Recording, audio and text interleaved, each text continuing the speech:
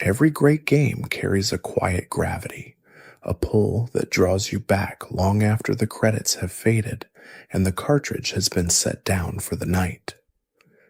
Pokémon Red is one of those games, a small gray cartridge that held inside it an entire world, full of creatures and trainers and routes winding through tall grass and mountain passes.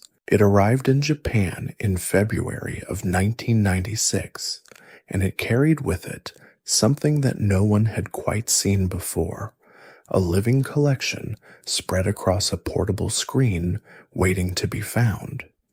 And before we drift any further into this world, consider subscribing to join the Cozy Club for more journeys like this, and tell me where in the world you are watching from tonight. There are places in Pokémon Red that feel older than the game itself, details so quietly embedded in the code that they speak to a time before the world had learned to love these creatures. The Pokédex, for instance, was never simply a tool for collecting data.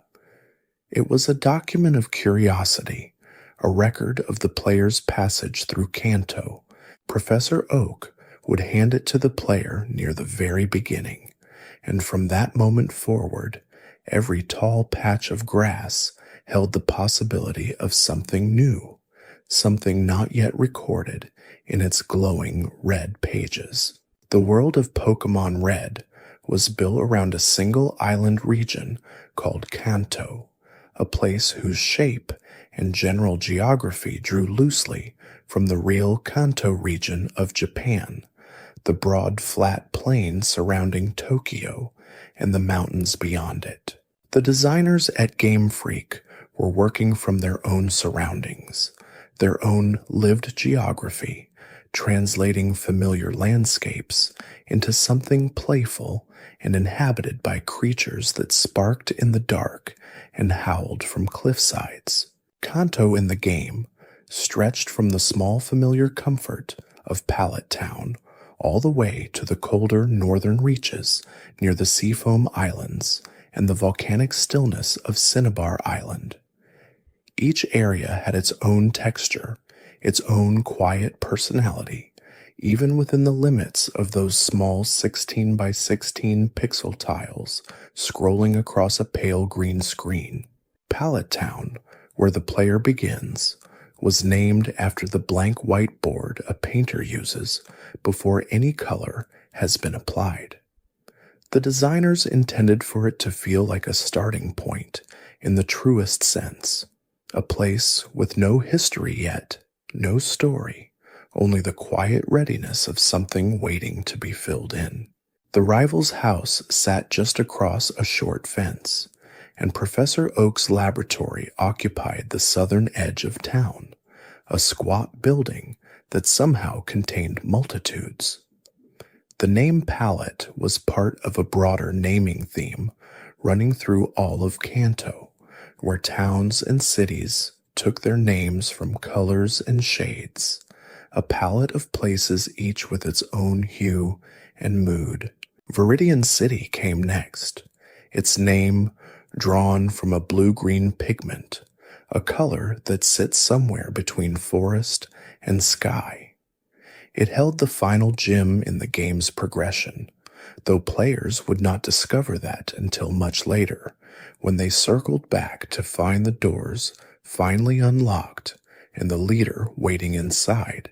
Pewter City, named for the gray alloy, matched the dusty rock aesthetic of Brock's gym and the boulder-strewn routes leading north toward the tall, dark mouth of Mount Moon. Cerulean City took its color from a soft sky blue, and Vermilion City from a bright Atidish orange, the same warm shade used in traditional lacquerware and the flags of certain festivals. Lavender Town sat quietly near the eastern edge of the map, its name carrying the pale purple of dried flowers and the gentle unease of something not quite explained. Celadon, Fuchsia, Saffron, Cinnabar, each name a color, each city's a shade in a world painted carefully from a specific and intentional palette. This naming convention gave Kanto a coherence that players might not have consciously noticed but would have felt, a sense that the world had been designed with attention, with a quiet logic running beneath its surface. The 151 Pokémon of the original game were not planned as exactly 151 from the beginning. The number grew and shifted during development, creatures being added and removed as the team worked through what the game needed and what it could hold. Mew, the final Pokémon on the original list, was added late in development by Shigeki Morimoto, a programmer who quietly inserted the small pink creature into the game's code when the cartridge was nearly full. There was technically enough memory left for Mew's data, though only just, and the addition was made without the knowledge of much of the rest of the team.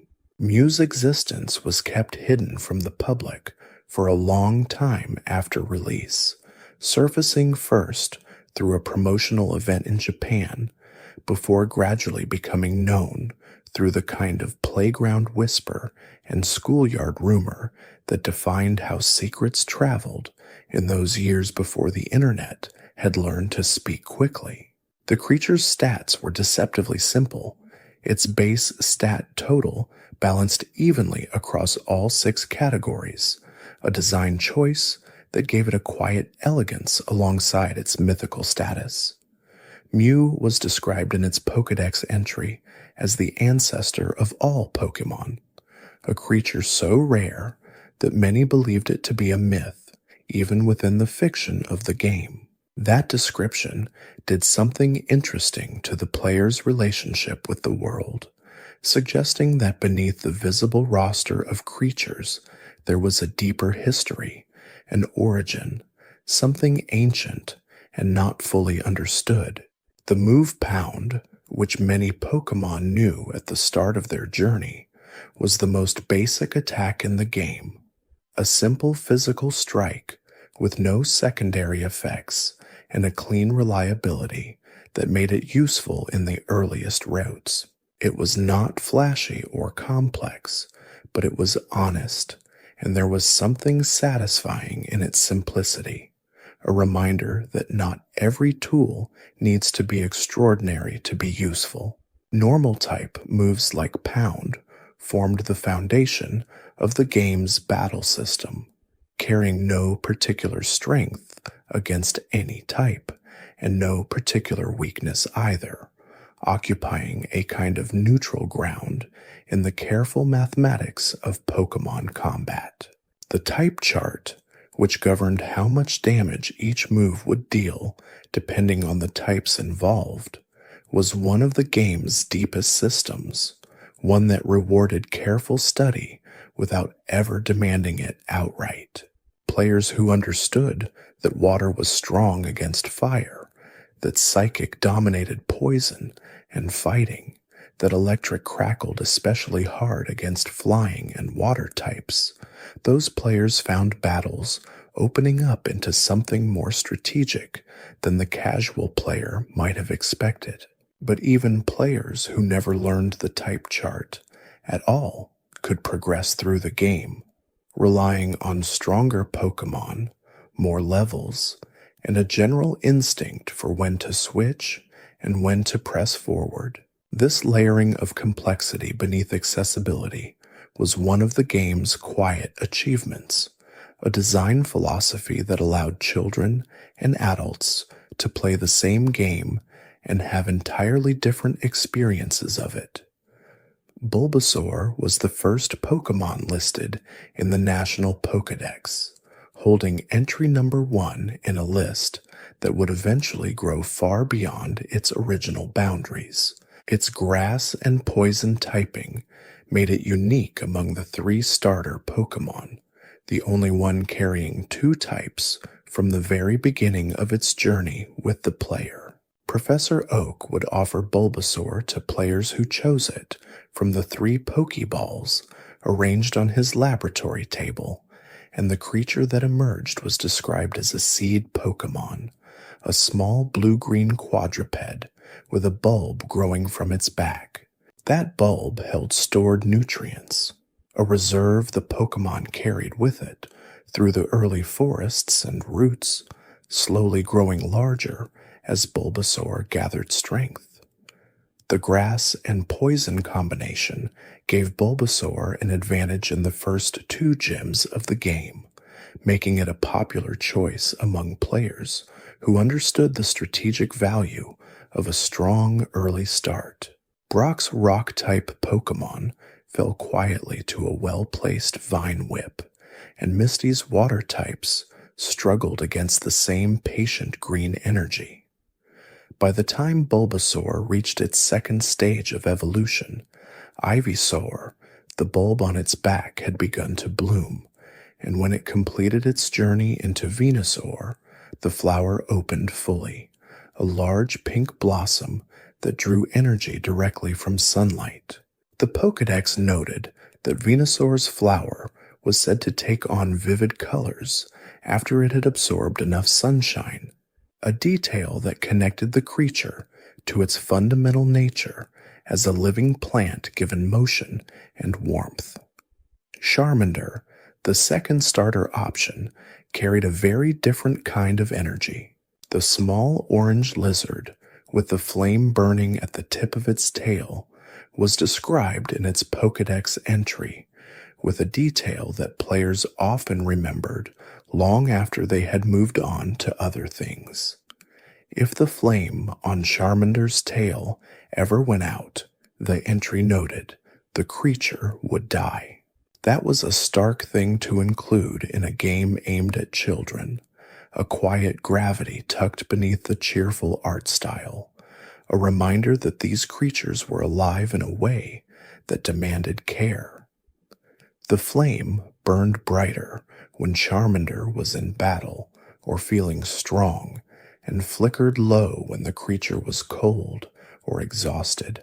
This small mythological detail gave Charmander an emotional resonance that its typing alone might not have carried. Players chose Charmander despite knowing it would struggle through the first 2 gyms, that Brock's rock-hard Geodude would shrug off early fire attacks, and Misty's water would threaten the flame outright. That difficulty became part of the appeal, a slightly harder road that felt more meaningful for having been walked.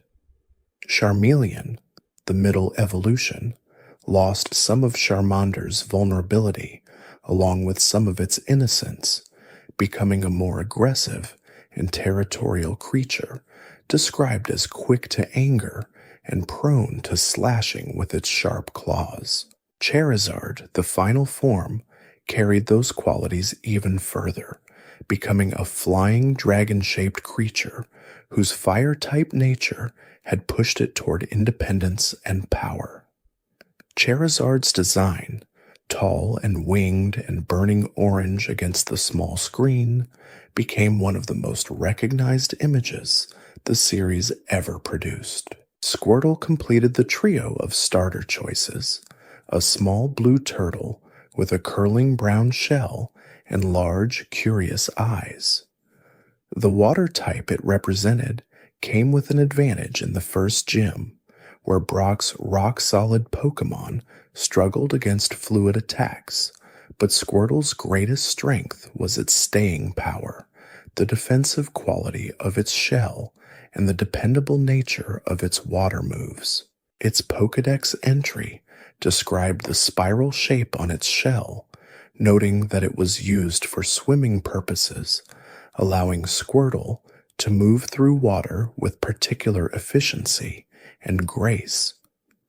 The shell itself could be drawn in defensively when danger threatened, and the creature's rounded shape gave it a solidity that felt comforting in a way that Charmander's flickering flame never quite could. Wartortle, the middle evolution, developed large rounded ears and a long fluffy tail, details that the Pokédex connected to legends of long life and wisdom. Some old stories in the game's lore held that Wartortle was kept as a symbol of longevity, its unusual features marking it as something between the ordinary and the ancient.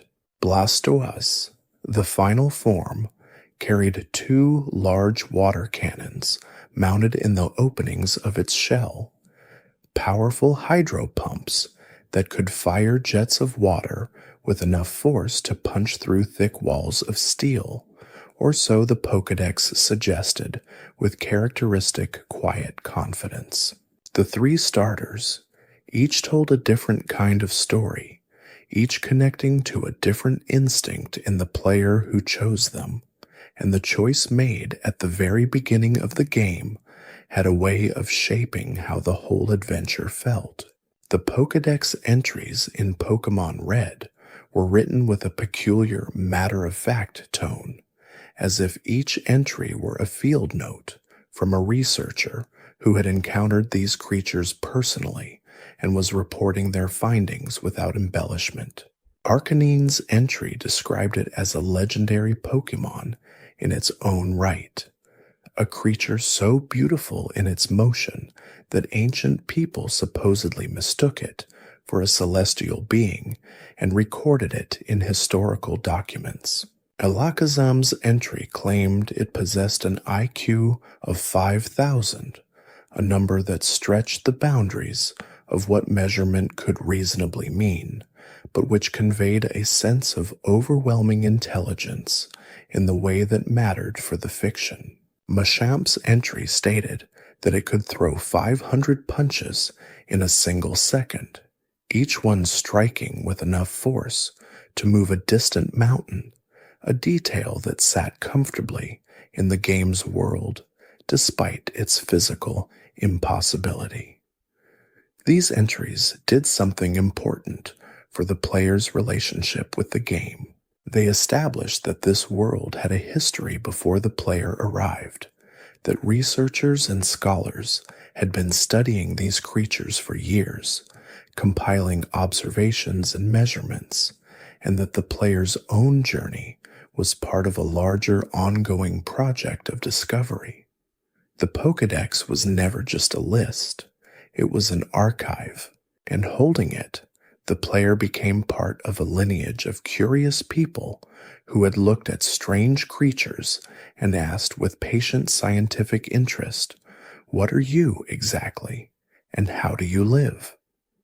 Pikachu, the small yellow electric mouse that would eventually become the most recognized image in the entire franchise, was not originally intended for that role. Within Pokémon Red itself, Pikachu occupied the same status as any other wild Pokémon, catchable in Viridian Forest in the early hours of the game. Its presence among the trees announced by the soft crackling of static electricity. Its speed stat was its most notable quality in the original game, quick and nimble enough to move first in many encounters, getting off a thunder shock before slower opponents could react. The Pokédex described Pikachu as storing electricity in the pouches in its cheeks, small sacs that would release sparks when the creature became startled or felt threatened.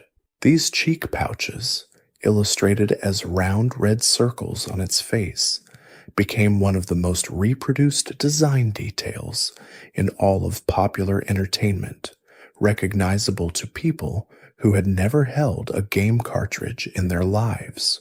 Raichu, the evolution that Pikachu reached when exposed to a Thunderstone, was notably more powerful but less beloved in the cultural memory of the game.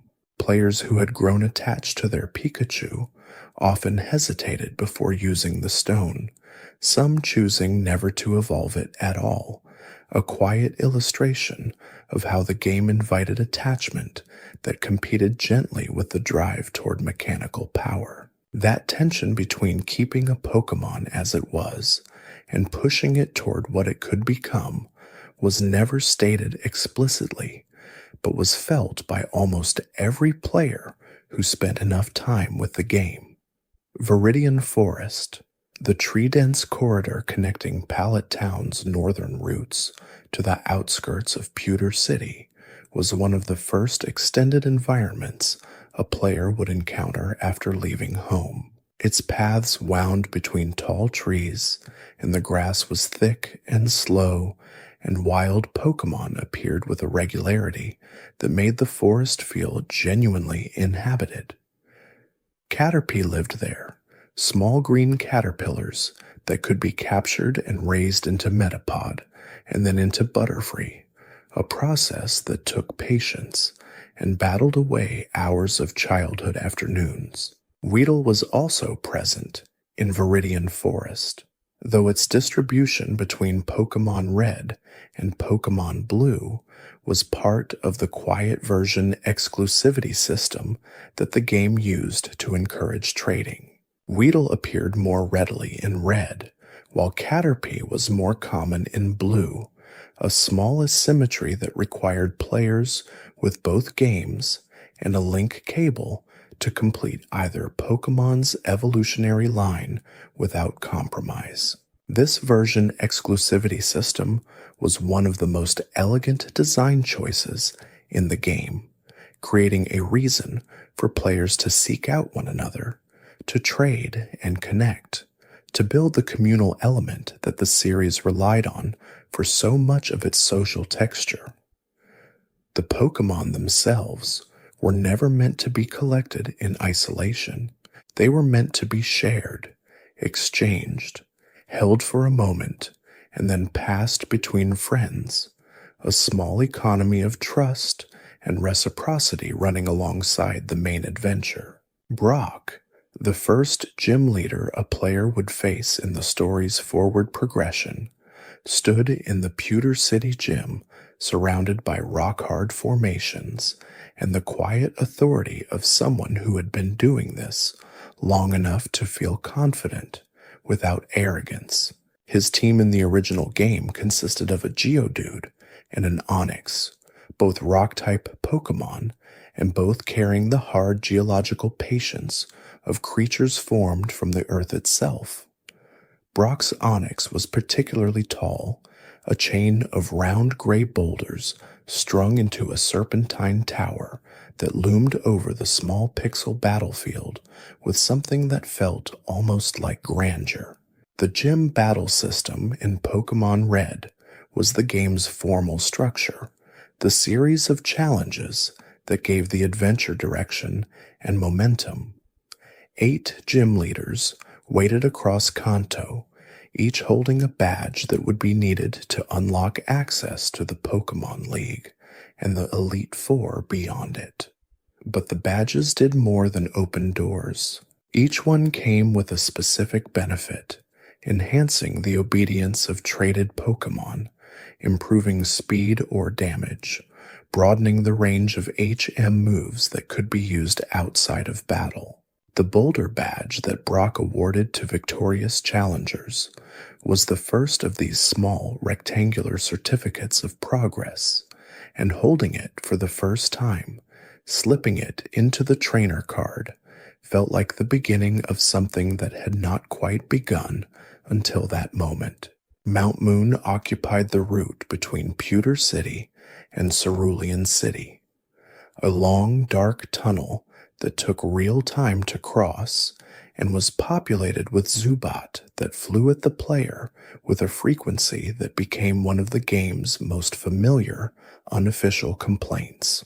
Zubat appeared without visible warning, emerging from the darkness of the cave as a wild encounter triggered by movement, and their presence in nearly every step of Mount Moon made the crossing feel genuinely earned once it was complete. The cave also held Clefairy, a rare pink creature found only in this location, described in its Pokédex entry as a creature that came down from the moon, that grew unusually active on nights when the full moon was shining. Clefairy's rarity made encounters with it feel significant, a small reward for pushing through the dark, a reminder that the game placed real value on the act of exploration. Moonstones which allowed certain Pokémon to evolve when used on them, could be found hidden in the cave, silent items pressed into the rock that rewarded players who searched carefully. Clefairy was one of the Pokémon that responded to a moonstone, evolving into Clefable, a larger and more serene-looking creature whose Pokédex entry described it as so rarely seen that many had come to believe it was a myth. There was something poetic in that, a creature that arrived from the moon, found inside a mountain, evolving with a stone that shared its origin, as if the game were quietly building a mythology entirely its own. Misty, the second gym leader, waited in Cerulean City with a team built around the fluid power of water. Her Starmie, in particular, was a challenge that many players remembered clearly. A large purple, starfish-shaped Pokémon with a glowing red jewel at its center, carrying the water type alongside psychic moves that could catch unprepared challengers off guard. Misty's specialty was described in the text of the game as the beautiful techniques of water Pokémon, and her character had a confidence about her, a certainty in the strength of her chosen type that made her feel genuinely formidable despite being only the second obstacle in a long road. The Cascade badge she awarded gave players the ability to use the HM cut outside of battle, the move that allowed tall, thin trees to be cleared from pathways, opening new routes and hidden areas. HM moves in Pokémon Red were a quiet mechanic that tied the player's progress to the Pokémon they had trained, making the team feel like a set of tools as much as a family of companions. Cut, Surf, Strength, Fly, Flash. Each of these moves required both possession of the ability and a specific badge to use in the field, and together they created a sense of growing capability, a gradual unlocking of the world that matched the player's increasing understanding of it. The SS, Anne, a large luxury liner docked in Vermilion City's harbor, appeared in the game for only a limited time. Players could board the ship and explore its many cabins, fighting trainers in the corridors and receiving items from those who were impressed by the journey so far. At the end of the ship, the player's rival would appear for another battle, and afterward the ship's captain, too seasick to stand upright, would reward the player with the HM for cut.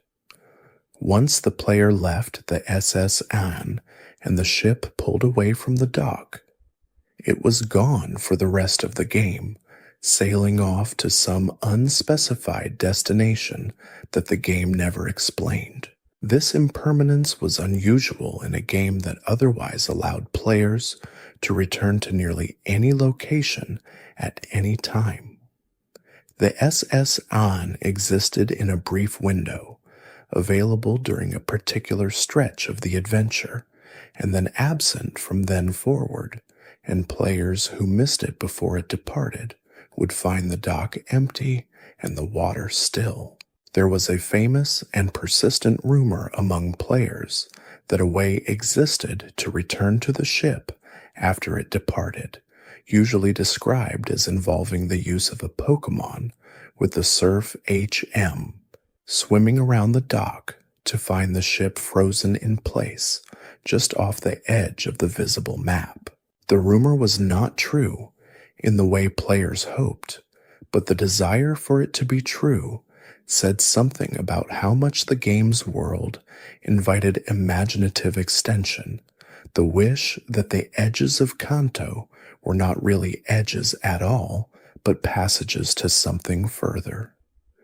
Lieutenant Surge, the third gym leader, held the Thunder Badge in the Vermilion City Gym, a large and loud building decorated with electrical hazards and guarded by a puzzle requiring players to find 2 hidden switches in trash cans.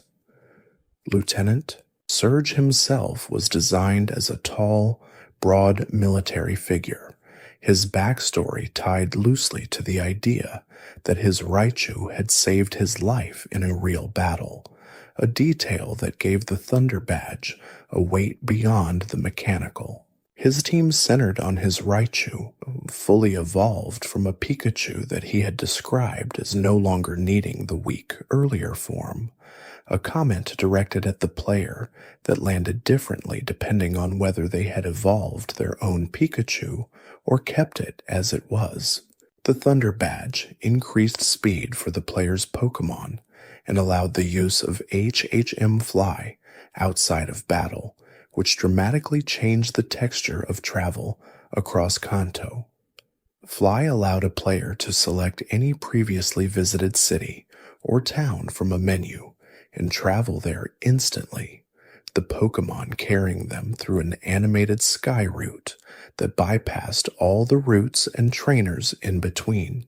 It was one of the most useful HMs in practical terms, cutting hours from the time required to move across the map, but it also changed something subtler about the experience. Before Fly, Kanto had a geographic weight to it. Every town was connected by roads that had to be walked. After Fly, the map became a kind of directory, places accessible at a touch, and the sense of physical distance between them softened into something more convenient, but less immersive. The Pokémon Tower in Lavender Town rose 7 floors above the small eastern city, and within it rested the spirits of Pokémon that had died, their memories preserved in a place that felt different from anything else in the game. The music in Lavender Town was quiet and slightly dissonant, built from a small number of repeating tones that circled without resolution, and players who spent time there often described a feeling that was hard to name precisely. It was not frightening exactly, but it was not comfortable either. It was somewhere in between, a thoughtfulness that the game rarely asked of its young players in other locations. Ghost-type Pokémon, specifically Ghastly, Haunter, and Gengar, could be found in the tower's upper floors. These 3 Pokémon formed the game's Ghost-type line, the only members of that typing in the original game, and they occupied an unusual position in the battle system because the moves that would have been most effective against them, normal and fighting moves, dealt no damage to ghosts at all. Ghost-type moves, in turn, affected Psychic-type Pokémon in the original game with a quirk that was actually a bug.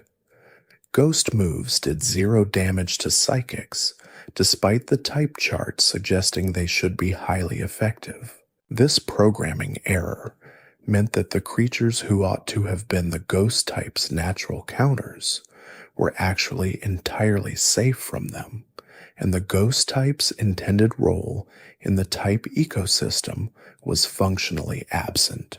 The error would be corrected in later generations, but within Pokémon Red it remained, a quiet inconsistency that players who studied the type chart carefully might notice, but never quite find a satisfying explanation for.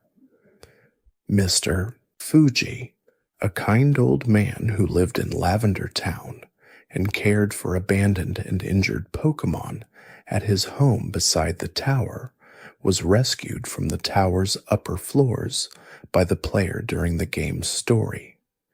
He rewarded the player with the Poké Flute, an item that would prove necessary to progress through certain areas of the map where a large, sleeping Snorlax blocked the road. The Snorlax encounters, 2 of them placed on key routes, were among the game's more charming obstacles. The enormous and apparently very content Pokémon sleeping across the path with complete indifference to the events of the adventure. Snorlax itself was described in the Pokédex as a creature of enormous appetite and corresponding ease, a being that ate prodigious quantities of food and then fell into a sleep so deep that almost nothing could disturb it. Its willingness to consume anything, described as able to eat whatever it found without concern for freshness or suitability, gave it a kind of impressive practical indifference to the world.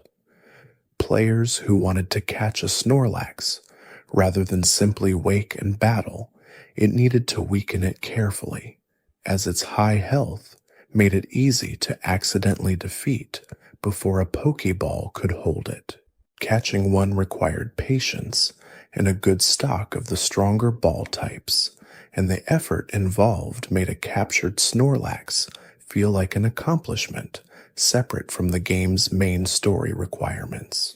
The underground passages that connected Cerulean City to Vermilion through the Diglett's Cave and the Route 11 connection, and the 2 underground tunnels linking Celadon and Lavender via the long straight dig of the underground path, were among the game's quieter design details. These tunnels were populated with their own distinct wild Pokémon populations, different from those found on the surface routes, a reminder that the game had been designed vertically as well as horizontally, with different creatures inhabiting different levels of the world.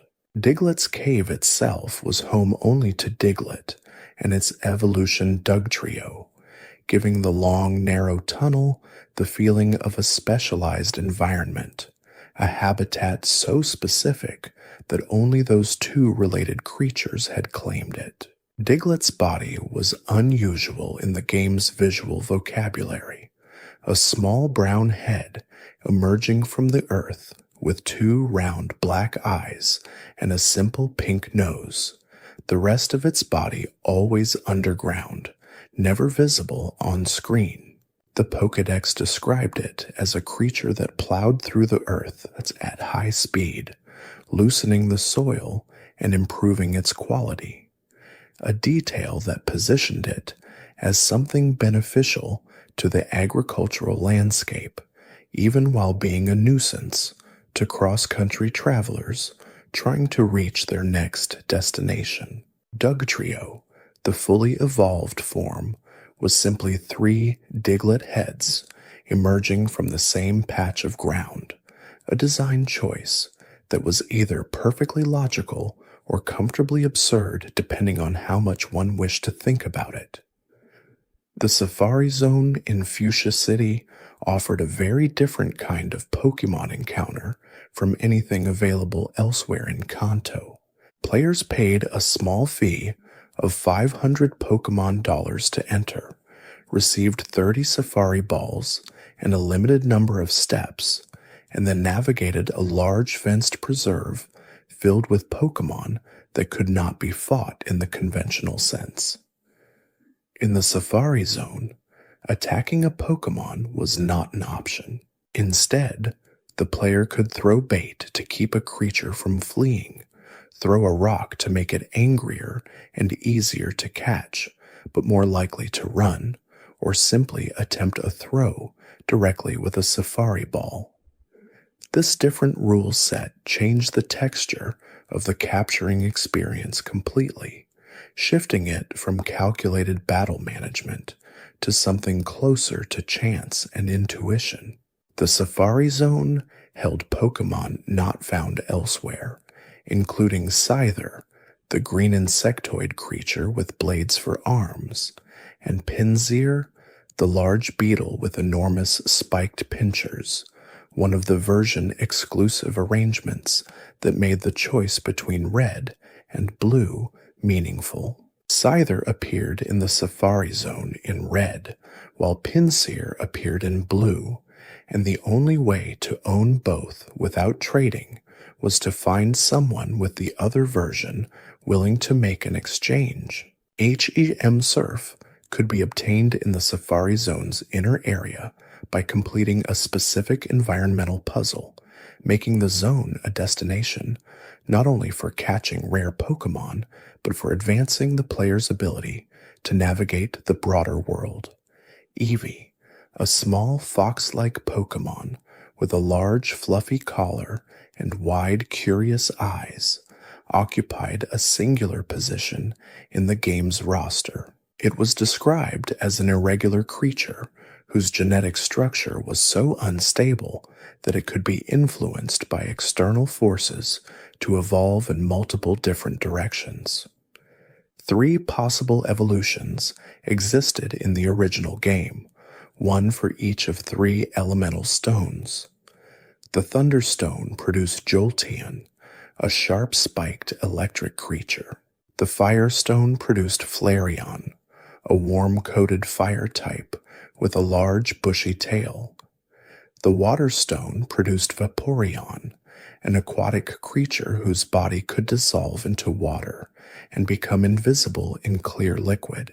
The Pokédex entries for each of Eevee's evolutions describe the transformation in terms appropriate to its type, with Vaporeon's cells said to closely resemble water molecules, and Jolteon described as capable of recharging itself by rolling in the earth and absorbing the static electricity that built up in its fur.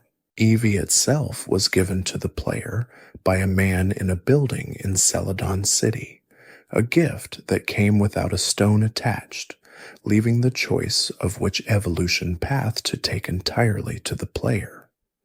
This moment was one of the game's quiet philosophical invitations, a crossroads without a correct answer, a decision based entirely on personal preference and intended a team composition.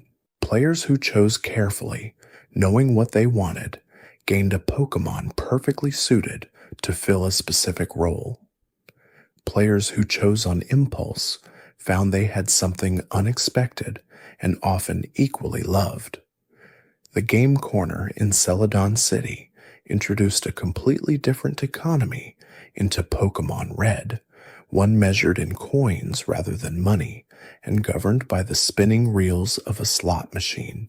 Players could purchase coins from the cashier at the corner's entrance or earn them by playing the slots, and accumulated coins could be exchanged at the prize corner for Pokémon unavailable anywhere else in the game or for powerful TMs. Porygon, a computer-generated digital Pokémon with a distinctive geometric angularity and a pale pink color, could be obtained at the Game Corner's prize counter for a significant number of coins.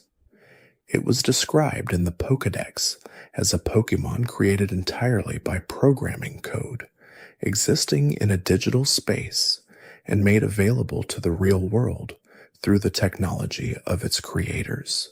Porygon's existence raised quiet philosophical questions that its Pokédex entry touched on only briefly, whether a creature made of code rather than biology could be considered truly alive, in the same sense as the organic Pokémon that surrounded it.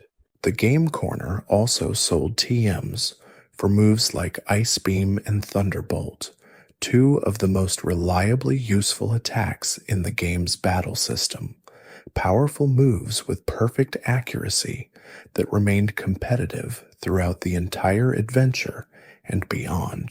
Acquiring these moves required patience and a willingness to spend time with the slots, a secondary activity layered beneath the main quest, an option for players who wanted to pursue supplementary strength rather than relying entirely on what they found along the story's primary path. Sylph Company, the tall corporate building at the center of Saffron City, served as the game's closest approach to a dungeon in the traditional sense, a multi-floor structure occupied by Team Rocket members that required navigation of a teleportation system connecting its floors in non-sequential patterns. Team Rocket was the game's primary antagonistic organization, a criminal group led by Giovanni that specialized in using Pokémon for illegal purposes, stealing rare specimens, extorting businesses, and pursuing power with an efficiency that made them feel genuinely threatening despite the game's generally cheerful aesthetic. Giovanni himself was revealed over the course of the game to be both Team Rocket's leader and the 8th gym leader, the mystery figure who had been locking the Viridian City Gym's doors until the player had progressed far enough to matter. This double identity gave the game's story a structural satisfaction, the final gym leader being the final villain, the last badge, and the last story confrontation arriving together in the same place. At the top of Sylph Company, after the player defeated the Rocket executive Archer and faced Giovanni, the company's president would present the Master Ball, a special Pokeball with a 100% catch rate that never failed regardless of the target. The Master Ball was meant to be used on the very hardest Pokemon to catch, and most players saved it for the legendary birds that waited at the ends of their respective locations, or for Mewtwo's encounter deep in Cerulean Cave. Some players, discovering too late what the Master Ball was for, had used it on something more ordinary, a moment of gentle regret that the game neither acknowledged nor penalized. The 3 legendary birds of Kanto occupied a high position in the game's power hierarchy, creatures described in the Pokédex as possessing natural forces so concentrated they affected the weather and environment around them. Articuno rested deep in the frozen passages of the Seafoam Islands, surrounded by strong currents and icy chambers. Its type was ice and flying, and its Pokédex entry described it as a legendary bird Pokémon that could create blizzards by flapping its wings, freezing the moisture in the air with the cold it carried. The Seafoam Islands themselves required both strength and surf to navigate fully, and the puzzles within involved pushing boulders into holes to slow the currents, a quiet mechanical challenge that required planning several moves ahead.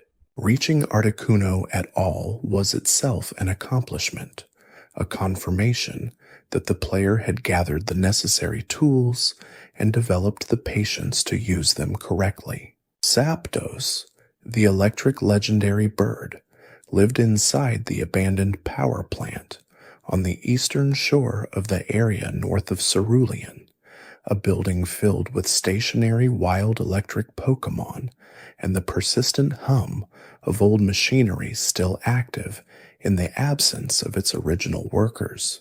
Its entry described it as drawing energy from thunderclouds and described the crackling of electricity every time it moved, a creature that existed within a constant field of charge. Moltres, the fire legendary bird, waited within Victory Road, the cave-like passage leading toward the Pokémon League, its presence there giving the player one final exceptional encounter before the game's formal culmination. Finding all 3 required traversal of the entire game map, a final accounting of the world before moving past it, and the bird's scattered placement meant that completing the legendary trio was a journey in itself. The Elite Four waited at the end of Victory Road, 4 trainers who were described as among the most powerful in Kanto, practitioners of specific types who had reached the top of the Pokémon League structure. Lorelei, the first of the 4, specialized in Ice-type Pokémon. Her team built around creatures that could freeze opponents and reduce their speed, slow them down, and finish them while they stumbled. Her Lapras, in particular, was a large, gentle sea creature described in other entries as a kind-hearted Pokémon that transported people across water on its back, given a more competitive application here in the formal context of the league battle. Bruno followed with a team of fighting-type Pokémon and the occasional rock-type element, his Machamp among the most physically threatening Pokémon in the entire game's roster, able to strike multiple times in a single turn with its 4 arms moving at speeds that made counting individual blows difficult. Agatha, the third member, specialized in ghost-type Pokémon and was described as having a specific history with Professor Oak, a rival relationship from their younger years when both had been prominent trainers. She expressed a sort of affectionate contempt for Oak, describing him as having gone soft in his old age by choosing research over battle, and her teams presented the ghost types of Kanto in their most concentrated and strategic application. Lance, the Dragon Master, who served as the final member of the Elite Four, commanded Dragonite and its pre-evolutions with the gravity of someone who understood that his type was genuinely rare and genuinely powerful, and the battles against his team were among the most serious mechanical challenges the main game presented. After the Elite Four came the Champion, and in a revelation that surprised many first-time players, the Champion waiting at the top of the Indigo Plateau was not a stranger, but a face known from the very beginning of the journey. The rival, the competitive, and somewhat abrasive trainer who had been at the player's side throughout the game, who had raced ahead at every turn and arrived at each destination first, had been there already. He had won. He had made it to the top. And now the final battle was not against some distant and unknown figure, but against the person who had defined the adventure from its opening moments. The rivals' team in the championship battle reflected the choices made throughout the game, including one of the 3 starters the player had not chosen, now fully evolved and at full strength, a reminder that the road not taken had been walked nonetheless. This structural choice gave the finale a particular emotional texture, not simply a contest of strength, but a reckoning with the whole shape of the journey, a final comparison of 2 paths taken through the same world. Defeating the rival and watching the credits roll was one of the most quietly satisfying moments the original game delivered, a completion that felt earned in a specific and personal way, because the journey had been genuinely the player's own. Cerulean Cave, accessible only after the credits had rolled and all 8 badges had been collected, held the game's final secret in its deepest chamber. Mewtwo waited there, the product of a genetic experiment described in recovered documents as an attempt to clone and enhance the ancient Pokémon Mew. The experiment had produced something that exceeded all of its creators' expectations and then escaped their control entirely, a creature of immense psychic power that the game described as the most savage and powerful of all Pokémon. Its Pokédex entry was one of the game's most striking, describing Mewtwo as a creature that slept at the bottom of a cave and hated all other living things, its consciousness consumed entirely by the terrible power it had been given. The game offered no resolution for this. Mewtwo could be caught, added to the player's party, trained and battled with, but its internal suffering was never addressed within the game's narrative. It was simply there, at the bottom of the cave, existing in a state the player could observe but not change, a piece of the game's world that carried weight beyond what the mechanics required. Mewtwo had the highest base stat total of any Pokémon in the original game. Its numbers placed it clearly above every other creature in the roster, and catching it required either the Master Ball or an extended and careful battle using Ultra Balls and moves that would reduce its health without defeating it. The encounter felt different from ordinary wild Pokémon encounters precisely because of everything that surrounded it: the lore, the isolation, the difficulty, the sense that this was not simply another creature to catch, but something more like a conclusion. Trading Pokémon between games required a link cable, a physical peripheral that connected two Game Boy units directly and allowed data to pass between them. The trading process was built into the game at every Pokémon Center, where a cable club area in the upper floor provided terminals for both trading and battling.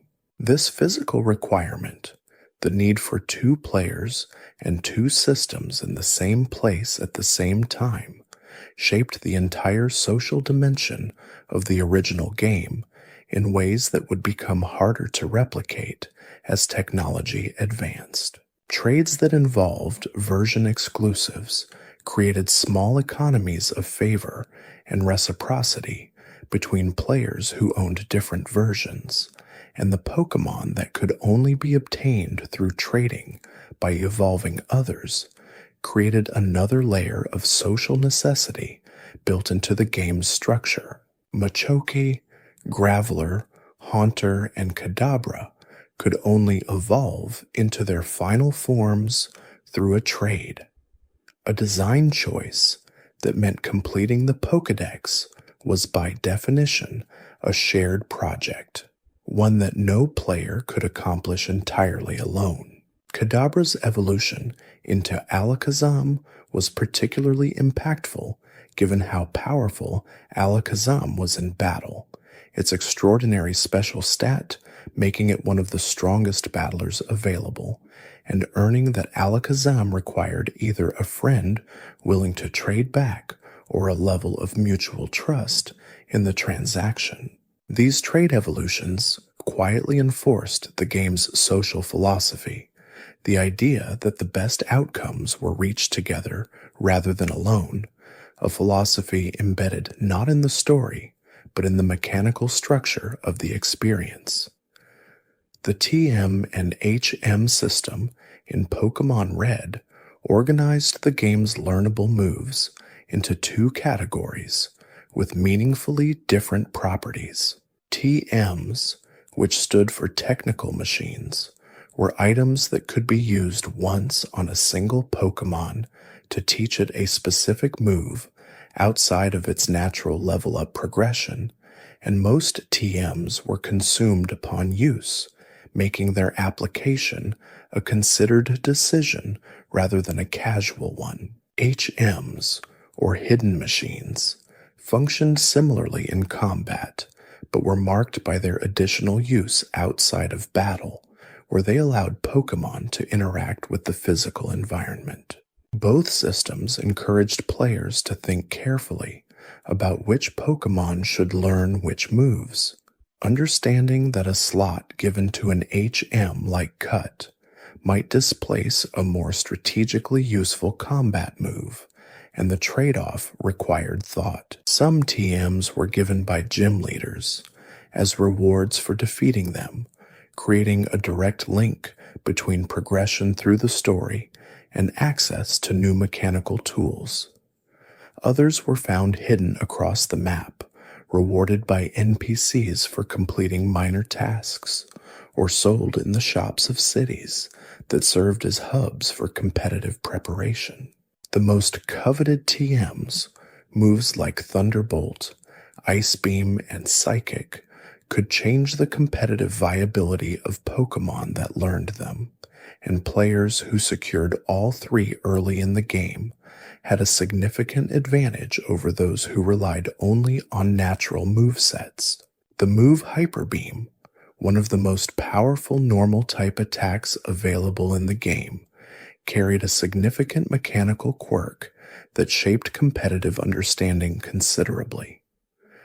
After using Hyper Beam, the Pokémon that used it would need to recharge on the following turn, standing still while the opponent moved freely. This recharge turn was a vulnerability, a moment of exposure following an enormous expenditure of energy, and players who relied on Hyper Beam too casually often found that their powerful strike had left them open to something they had not anticipated. The mechanic encouraged a specific kind of calculation, understanding when Hyper Beam could be used to guarantee a knockout in one strike, eliminating the recharge risk entirely, versus when using it might leave the team exposed to a follow-up that made the power not worth the cost. These small mechanical considerations, the turn economy of battle, the relationship between speed stats, and the order in which moves resolved, the calculation of whether a move would knock an opponent out or leave it alive enough to respond, were the game's deepest strategic layer. Players who understood these considerations naturally, through accumulated experience, found battles transforming from exercises in raw power into something more like a careful and patient puzzle where every decision carried weight. The Psychic type in Pokémon Red was notably more powerful than any other type in the game's effective balance. Psychic type moves dealt super effective damage against poison and fighting types, and were resisted only by Psychic types themselves.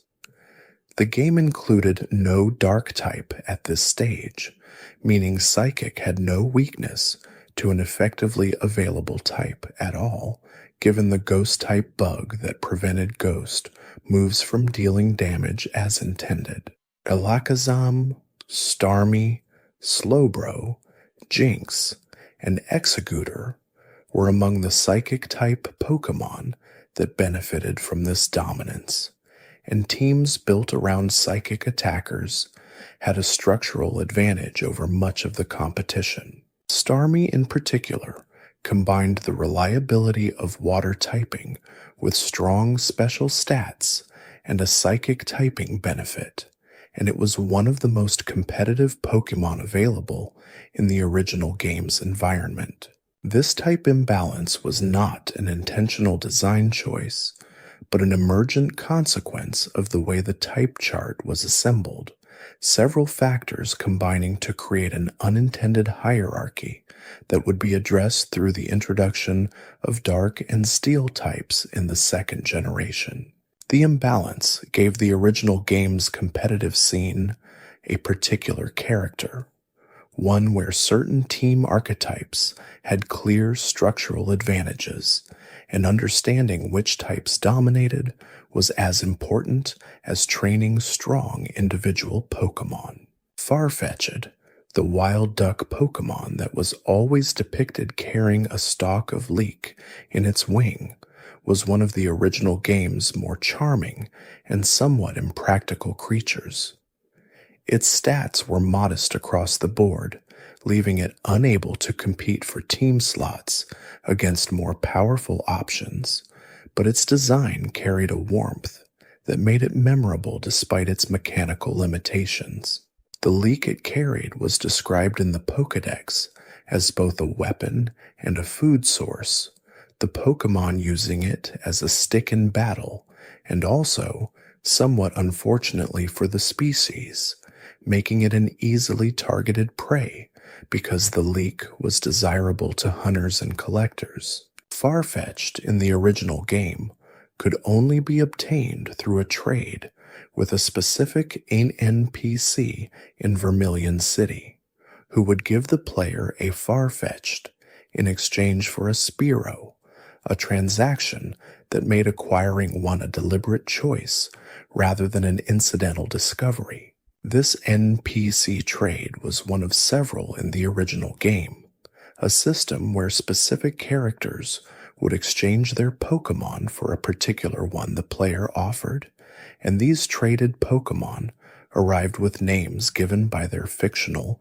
original trainers, a small personalizing detail that made them feel slightly different from Pokémon caught in the wild. Jinx, Mr., Mime, and Electabuzz were all obtainable through trades in specific locations, Pokémon that otherwise appeared only rarely or in version-specific distributions, and these transactions built a quiet narrative of exchange into the world's fabric.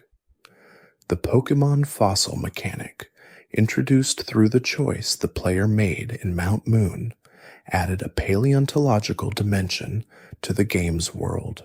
Team Rocket had been digging in Mount Moon for the old amber and the fossil specimens hidden in its depths, and the player could intervene in their excavation and claim one of two available fossils. The Dome fossil, which yielded Kabuto and eventually Kabutops, was available in Pokémon Red, while the Helix fossil, which yielded Omanite and Omastar, was the version-specific alternative found in Pokémon Blue. A scientist on Cinnabar Island, working in a laboratory attached to the gym building, could revive these fossils into living Pokémon using technology that the game described but did not deeply explain. The science of resurrection played straight with the same matter-of-fact tone the Pokédex applied to all of its entries. The old amber, obtained from a researcher early in the game through a quiet backstory transaction, revived into Aerodactyl, a large fossilized pterosaur Pokémon with jagged teeth and a design that looked genuinely prehistoric. These resurrected Pokémon were described in the Pokédex with a quiet wonder, ancient creatures restored to a world that had changed entirely around them, carrying the strength and attributes of their original forms into a present they had not been designed for. Aerodactyl's entry described it as a Pokémon from the age of dinosaurs, restored through the extraction of genetic material from amber, a detail that made the revival feel grounded in something real even within the game's fiction. The Cinnabar Island Gym, run by the fire-type specialist Blaine, contained a series of trivia questions that served as gates to the battle area. Answering each question correctly allowed passage to the next trainer without battle, while an incorrect answer triggered a mandatory gym trainer fight before proceeding. The questions tested knowledge of Pokémon facts, asking about types, species details, and specific game information, rewarding players who paid attention to the details accumulated over the course of the adventure.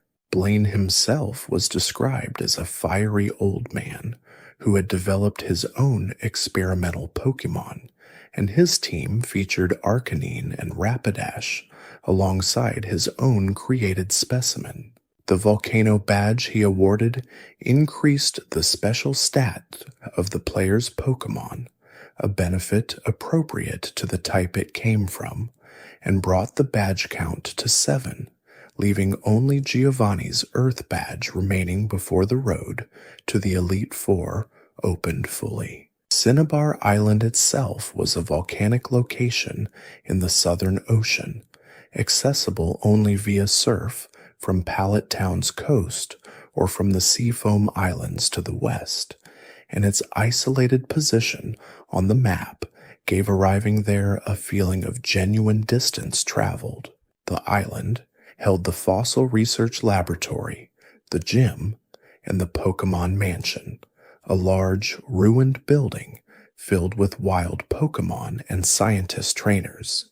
Its interior documents containing fragments of the story of Mewtwo's creation, pieces of a history the game allowed the player to assemble from scattered pages. The Pokémon Mansion on Cinnabar Island told a quiet and disturbing story through the journal entries scattered across its floors. The entries described an expedition to a distant jungle region that had discovered Mew, an ancient Pokémon whose existence had been theorized but never confirmed. A specimen was collected, brought back to the laboratory, and studied, and through the application of genetic science, the researchers created a new creature from Mew's DNA. The entries grew shorter and more fragmented as the story progressed, each one dated and recording increasingly troubling observations about the growing power and instability of the thing they had made. The final entries recorded that the creature had destroyed the laboratory and escaped. This backstory, told through documents found in the ruins of the place where it had occurred, was one of the original game's most ambitious narrative achievements, a story that had already ended before the player ever arrived, told through the evidence left behind. Players who found and read all the documents assembled a picture of hubris and consequence, a cautionary tale embedded in an adventure game aimed at children, handled with enough restraint and gravity that it landed without being distressing in a way that felt inappropriate.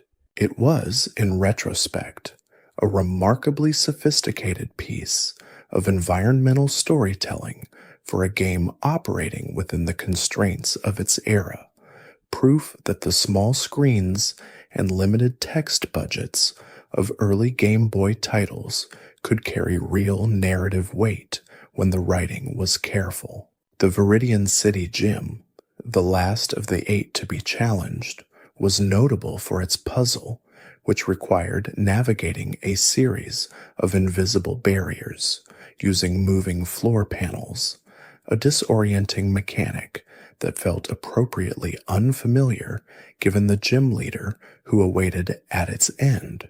Giovanni's dual role as gym leader and Team Rocket head gave the final badge encounter a resonance beyond the standard formula, the last obstacle in the formal structure of the game also being the conclusion of its narrative conflict. His team centered on ground-type Pokémon, creatures that were immune to electric attacks and carried physical power in moves like Earthquake, the ground-type attack that the Pokémon Tower's upper floors had helped the player work toward building a counter against. The Earth Badge raised the attack stats of all the player's Pokémon and allowed the use of strength outside of battle, though by the time most players earned it, they had long since accumulated the HMs and items needed to navigate the final routes. There was a quiet irony in the design of the final badge, boosting the player's own power at the moment the game's last formal obstacle had been cleared, as if the world acknowledged that the strength earned was now the player's to keep. Giovanni, after his defeat, disbanded Team Rocket and walked away from the gym, leaving it empty and silent behind him, and the player's final view of Viridian City was of a place returned to ordinary quietness after the disruption had passed. The Pokémon types in the original game were a carefully considered ecosystem, even if the execution left some imbalances visible. Fire, water, and grass formed the starter triangle, each effective against one and weak to the other. A simple foundational relationship that players encountered in their very first battle. Rock and ground shared overlapping strengths against fire and certain common types, while flying provided immunity to ground-type moves, a triangular relationship that gave the aerial types a specific defensive niche. Ice-type moves were powerful offensively, super effective against dragon, ground, grass, and flying, but Ice-type Pokémon themselves were often defensively fragile, taking super effective hits from fire, fighting, rock, and steel equivalents. A type whose offensive power outpaced its defensive usefulness. Dragon-type was notable as the only type in the original game whose moves were not super effective against anything except other dragon types, a self-referential limitation that made dragon-type attacks a somewhat closed ecosystem. The dragon-type's Pokémon, however, were extraordinarily powerful due to base stat advantages, meaning that dragon specialists like Lance could win through raw numbers, even without the leverage of type advantages. This disconnection between a type's move effectiveness and its Pokémon's baseline power was another of the original game's emergent complexities, one that rewarded deep study and resisted simple categorization. Victory Road, the cave-like passage connecting Fuchsia City's southern exits to the Indigo Plateau through long, winding rocky tunnels, served as the game's final test before the League. Strong, wild Pokémon inhabited it, among the most powerful available outside of the legendary tiers, and trainer battles appeared regularly as the path wound deeper toward its exit. Strength puzzles required the player to push heavy boulders into specific positions to clear the way forward, a familiar mechanic applied here with more deliberate design, the cave's layout making incorrect boulder placements genuinely problematic. Moltres waited in one chamber of Victory Road, accessible off the main route, a discovery that rewarded exploration beyond the necessary path. The cave was long, its exits and entrances connecting at angles that made navigation slightly disorienting, and emerging from the far end into the site of the Pokémon League's formal entrance was one of the adventure's most earned visual moments.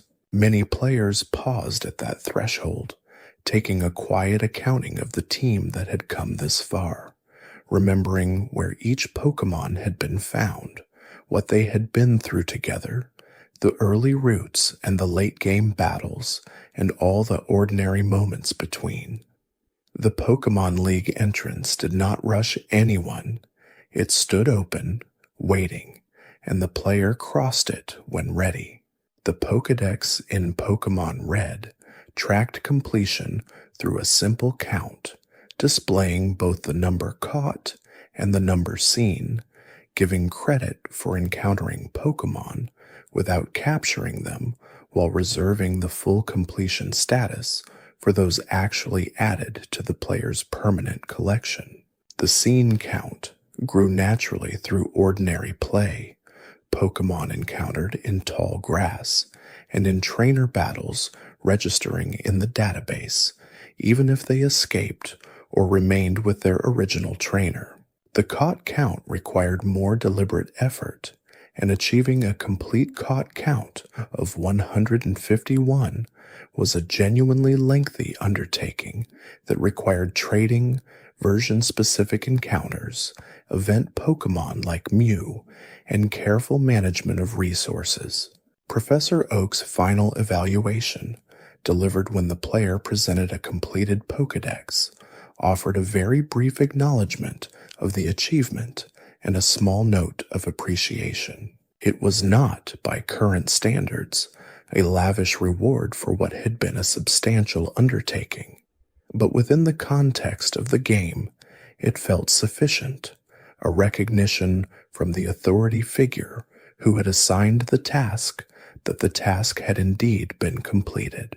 The act of completing the Pokédex was its own reward in a sense that players internalized rather than having it externalized for them, the satisfaction coming from the knowledge of what had been done rather than from what was given in return. This relatively quiet acknowledgement of completion was consistent with the game's general philosophy, that the experience itself was the thing, and that chasing it needed no more decoration than the game had already provided. The music of Pokémon Red was composed primarily by Junichi Masuda, working within the constraints of the Game Boy's sound hardware, which could produce 4 simultaneous audio channels.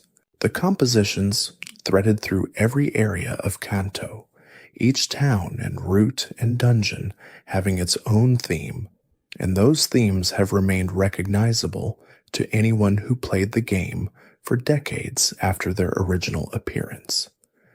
Pallet Town's theme was simple and brief, a small looping melody that felt like the musical equivalent of a blank canvas, appropriate to the place it accompanied. The gym leader battle music carried a particular tension, its rhythm slightly more urgent than the ordinary trainer battle theme, marking the transition from regular encounters to something with actual narrative consequence. The legendary bird and Mewtwo encounters shared a specific wild Pokémon theme, distinct from the standard one, a slightly more dramatic arrangement that signaled before the battle began that this was not an ordinary meeting. The Pokémon League music, heard throughout the Elite Four battles and the championship confrontation, was the game's most formally epic composition, grand and deliberate in a way that matched the weight of what was being asked. Masuda would go on to compose music for subsequent Pokémon games as well, and his style developed with each new title, but the original compositions in Red held a particular quality of economy that came from working within narrow constraints and making every note serve multiple purposes. The rival character in Pokémon Red, never given a canonical name within the game's story, but known by whatever the player typed at the beginning of their own adventure, was designed as a foil in the literal sense. Where the player character was quiet and reactive, the rival was loud and forward, always a step ahead, always commenting on what he perceived as the player's inadequacy, with an edge that sat just on the boundary of genuinely unpleasant. His backstory was minimal but present. He was Professor Oak's grandson, living in Pallet Town, given one of the remaining starter Pokémon before the player arrived at the laboratory, setting the competition in motion before either party had properly chosen their path. Each encounter with the rival throughout the game served as a progress check, a measure of how far both trainers had come, and the defeats he delivered in the early encounters, when players were still learning the systems and building their teams, were part of the intended experience. They were meant to sting slightly, to motivate, to establish the goal not simply as clearing gyms, but as catching up to and eventually surpassing the person who had started with an advantage. The rival's final defeat at the championship, his loss after having been first, was a specific kind of satisfaction that required having experienced the earlier defeats to fully appreciate. Players who had never felt behind in the journey, who had built strong enough teams to win comfortably throughout, sometimes found the championship slightly less resonant than those who had struggled and learned and returned to try again. The Pokémon Centers, distributed throughout Kanto, served as the game's primary save point and recovery system, places where all Pokémon in the party could be healed to full health at no cost through the service of Nurse Joy. This free and unlimited healing was a foundational design choice that separated Pokémon Red from games where resource management created genuine scarcity, where returning to a healing location cost something meaningful. The proximity of Pokémon centers to gyms was generally sufficient that players could heal between battles, and the lack of a cost for doing so meant that exploration and battle were not constrained by concern for depleting a limited resource. This accessibility was part of the game's broader philosophy that the barriers to engagement should be mechanical and strategic rather than economic, that a player should be stopped by difficulty rather than by running out of potions. Repels, items that prevented wild Pokémon encounters for a limited number of steps, were one of the few consumable items that created a meaningful economic consideration, their cost in the game's currency making extended use a genuine trade-off between efficiency and money. The Pokémon dollar economy was otherwise fairly generous, with regular trainer battles providing enough currency to keep a reasonable supply of Pokéballs and healing items available throughout the adventure. Only at the game corner, where significant coin expenditure was required to acquire the best prizes, did the game's economy present any meaningful constraint, and even there the option of earning coins through extended slot machine play provided an alternative to outright purchase. The bike, obtainable from the Cerulean City bike shop in exchange for the bike voucher received from the Pokémon fan club in Vermilion, was one of the game's most useful movement items.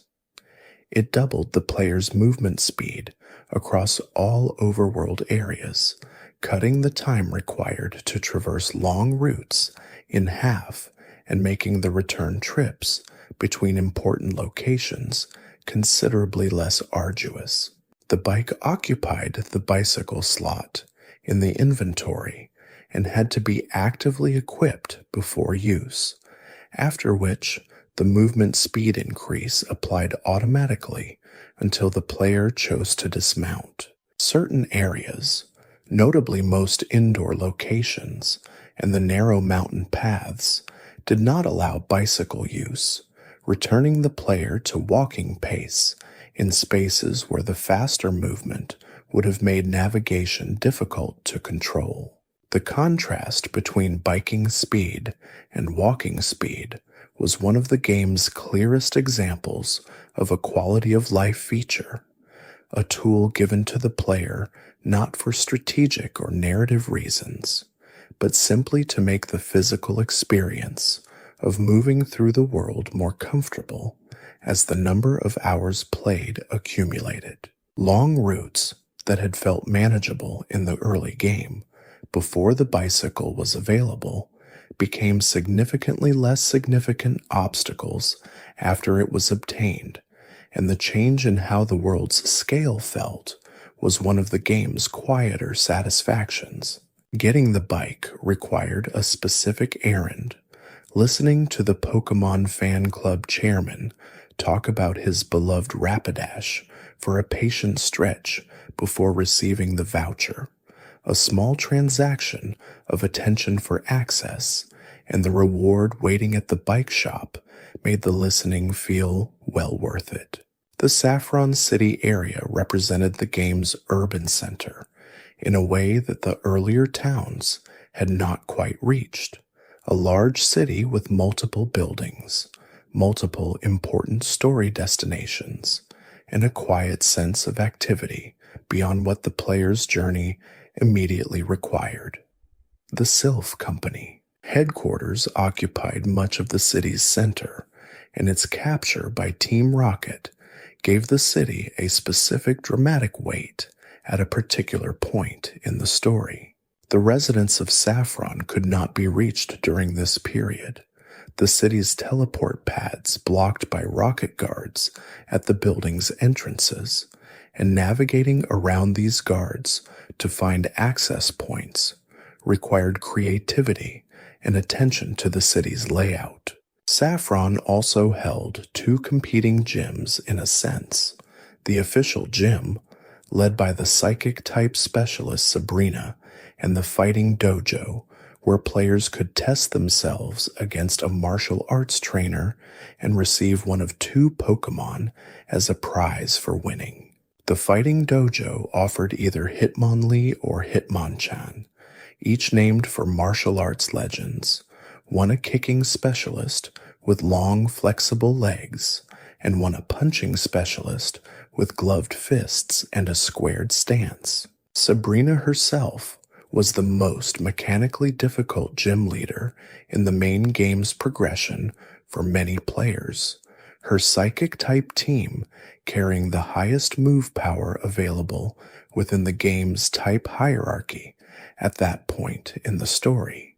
The Marsh badge she awarded removed all level restrictions on Pokémon obedience, ensuring that any captured Pokémon, regardless of level, would follow orders, a benefit most significant for players who had acquired strong Pokémon through trades early in their journey. The Pokémon themselves in the original game had visible personalities through their battle animations and their Pokédex descriptions, even within the limitations of the hardware they ran on. Gengar's battle sprite showed it with a wide grinning mouth and partially closed eyes, an expression that combined mischief with something slightly unsettling, appropriate for a creature described as hiding in the shadows in houses and causing a sudden chill by absorbing the warmth of anyone who stepped into its space. Snorlax's battle sprite was round and heavy-lidded, its expression conveying a profound contentment with existing that required no external justification, a creature fully at peace with its own enormous presence.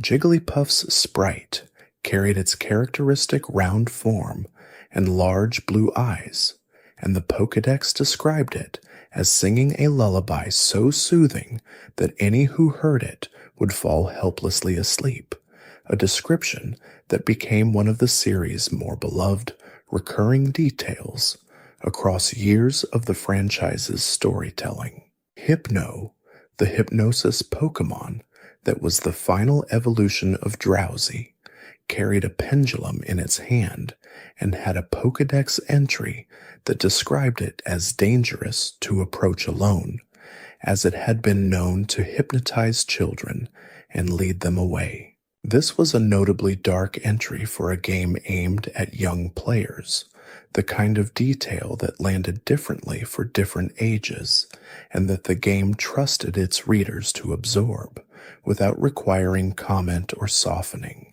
These Pokédex entries, read in aggregate, gave the world of Pokémon Red the texture of a place where genuinely extraordinary and occasionally concerning things were simply facts of life, documented and filed alongside information about creature height and weight without special treatment. The experience point system that governed Pokémon leveling used 3 different growth rate curves distributed unevenly across the original roster. Fast-growing Pokémon needed significantly fewer experience points to reach high levels than medium-growth Pokémon, while slow-growing Pokémon required considerably more, a difference that became pronounced at higher level ranges. Pokémon like Caterpie and Pidgey used fast growth rates, allowing early-game Pokémon to reach their evolutions quickly and provide useful battlers to developing teams without excessive grinding. Legendary Pokémon generally used slow or medium-slow growth rates, meaning that training them from caught level to competitive level required investment, and the levels they arrived at in their encounters were not necessarily their final useful states. Rare Pokémon distributed through special events used the same growth rate systems as wild-caught specimens, but their base stats were often high enough that even modest levels represented meaningful power. The distribution of experience points between all Pokémon in the active party at the end of a battle whether they had participated or not. If they had participated, was a mechanic that allowed players to train multiple Pokémon simultaneously by switching between them during a single encounter. This switching mechanic rewarded players who understood it and used it deliberately, allowing teams to be developed more efficiently than simple serial battling would provide. A depth of engagement available to those who paid attention, but not required of those who preferred a more direct approach. The starting town of Pallet, for all its smallness, contained the game's most fundamental mystery in its southern half. Below the town's lower edge, beyond a short path, the land gave way to the edge of a body of water that could not be crossed without surf, a move unavailable until much later in the game. The water stretched south and seemed to lead somewhere, and players who encountered that boundary early in the game and could not yet pass it might wonder what lay beyond. That boundary was the route to Cinnabar Island, the volcanic southernmost point of Kanto, and reaching it by surfing south from Pallet Town opened the most direct path to the final gym before the Elite Four. More than the route itself, however, was what the boundary represented in the experience of a new player, the first encounter with a limitation that would eventually be overcome, a glimpse of a horizon that would not remain unreachable. This design pattern, visible edges that would later become accessible, ran through the entire map of Kanto, creating a sense of the world as something that expanded with the player, rather than something static that was simply walked through. Routes blocked by sleeping Snorlax, trees that could not yet be cut, boulders that required strength, water that required surf. Each of these was a promise as much as an obstacle, a reminder that the world held more than the current moment revealed.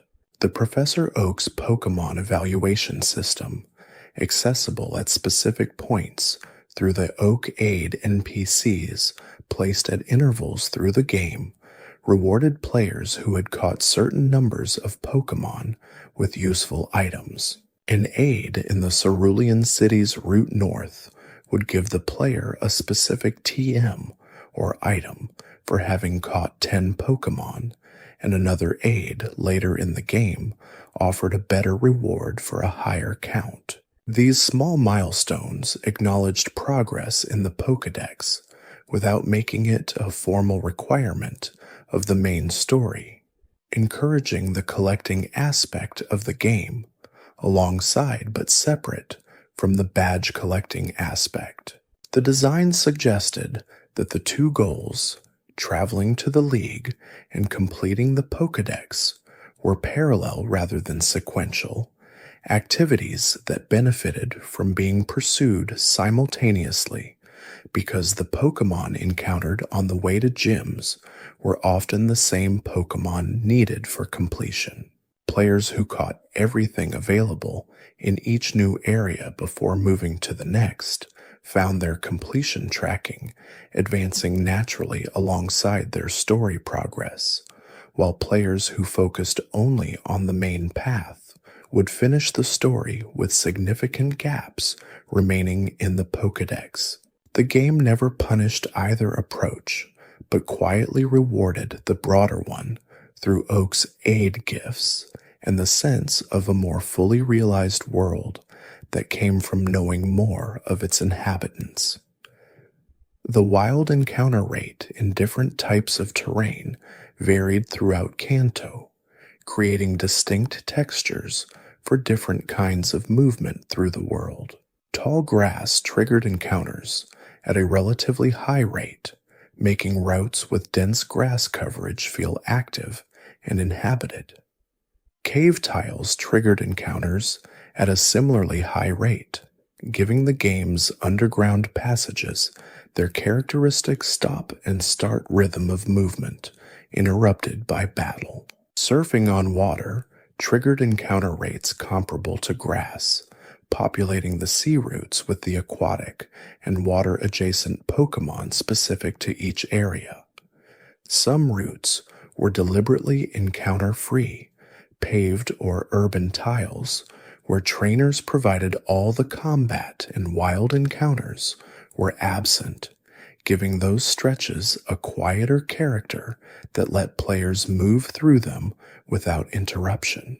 The variety in encounter design meant that different parts of Kanto felt physically different, and experienced players developed an intuitive sense of what to expect in each terrain type, adjusting their repel use and their pacing according to where they were moving. Repels, effective for a fixed number of steps, became strategic tools when used thoughtfully, deployed on long cave stretches where wild encounters were frequent and the Pokémon available were already fully represented in the Pokédex. The relationship between movement economy and encounter rate was one of the game's least discussed but consistently felt systems, present in the background of every long traversal, shaping the texture of travel in ways that were easy to take for granted.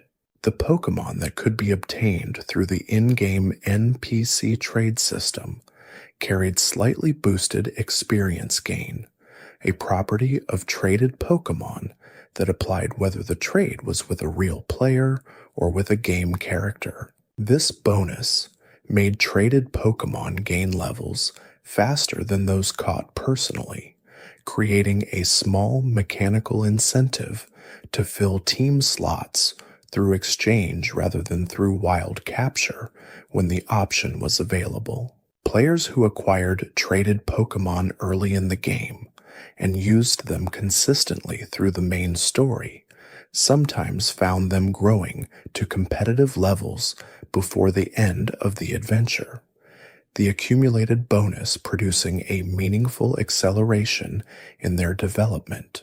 The trade system's experience bonus was one of the ways the game encouraged the use of a diverse team rather than a small rotation of favorites, since traded Pokémon advancing quickly could cover roles that personal catches had not yet reached. The obedience mechanic for traded Pokémon, which required specific badges to ensure that high-level trades would follow commands, balanced this advantage against a progression requirement, preventing players from receiving a fully evolved high-level Pokémon from a friend and coasting through the game on borrowed power. A traded Pokémon above the obedience level threshold for available badges might ignore commands, rest, or do something unexpected rather than execute the move chosen, a quirk that could be frustrating in critical battles, but which maintained the game's insistence that progress should be earned through genuine engagement. The original 151 Pokémon represented the complete set of creatures known to exist within the canon of the game at its time of release, a number that would grow significantly with subsequent generations, but which felt complete and sufficient within its own context. The roster spanned a wide range of conceptual inspirations, drawing from real animals both familiar and exotic, from mythology and folklore, from elemental forces and everyday objects, and from the imaginations of a small team of designers working in the mid-1990s in a game studio in Tokyo. Magikarp, the seemingly useless fish that could only splash helplessly in battle for most of its early levels, was one of the roster's most beloved examples of deliberate design tension. A creature so comprehensively weak that raising it required a specific commitment to a long-term payoff. Its evolution into Gyarados at level 20 was one of the most dramatic transformations in the game, a complete reversal of everything Magikarp appeared to represent, from a flopping joke to a massive serpentine sea dragon with some of the strongest physical attacks available. The transformation was so disproportionate that the Pokédex itself remarked on it, noting that the magnificence of the beast Gyarados became was a mystery to researchers given its humble origin, and that the transformation was associated in some legends with the concept of perseverance and transcendence. Players who had raised their Magikarp through the long early levels felt the payoff of Gyarados in a way that players who had simply caught one in the later game's waters could not entirely replicate, the creature's power enhanced by the memory of everything that had preceded it. The connection between Pokémon Red and Pokémon Blue, the companion version released simultaneously, created a situation unique in gaming at the time. Two separate but linked games that were each complete in themselves, but which required the other for true completion. The version differences extended beyond just Pokémon exclusivity. Different NPCs could be found in different locations. Certain in-game scripts had minor variations, and even the aesthetic color of the Game Boy cartridge itself marked the division between versions. The practice of releasing paired versions of each Pokémon game became one of the franchise's defining structural features, repeated with each subsequent generation. But its origins in Red and Blue were rooted in a specific design philosophy about social play and the mechanics of the Pokémon trading system.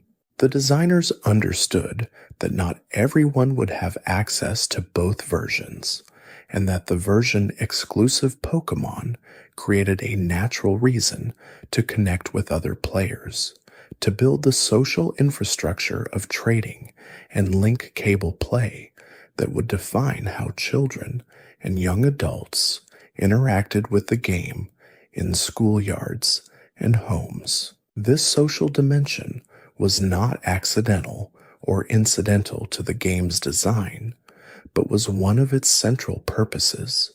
The game explicitly designed to be played with others, even while its main story could be completed alone.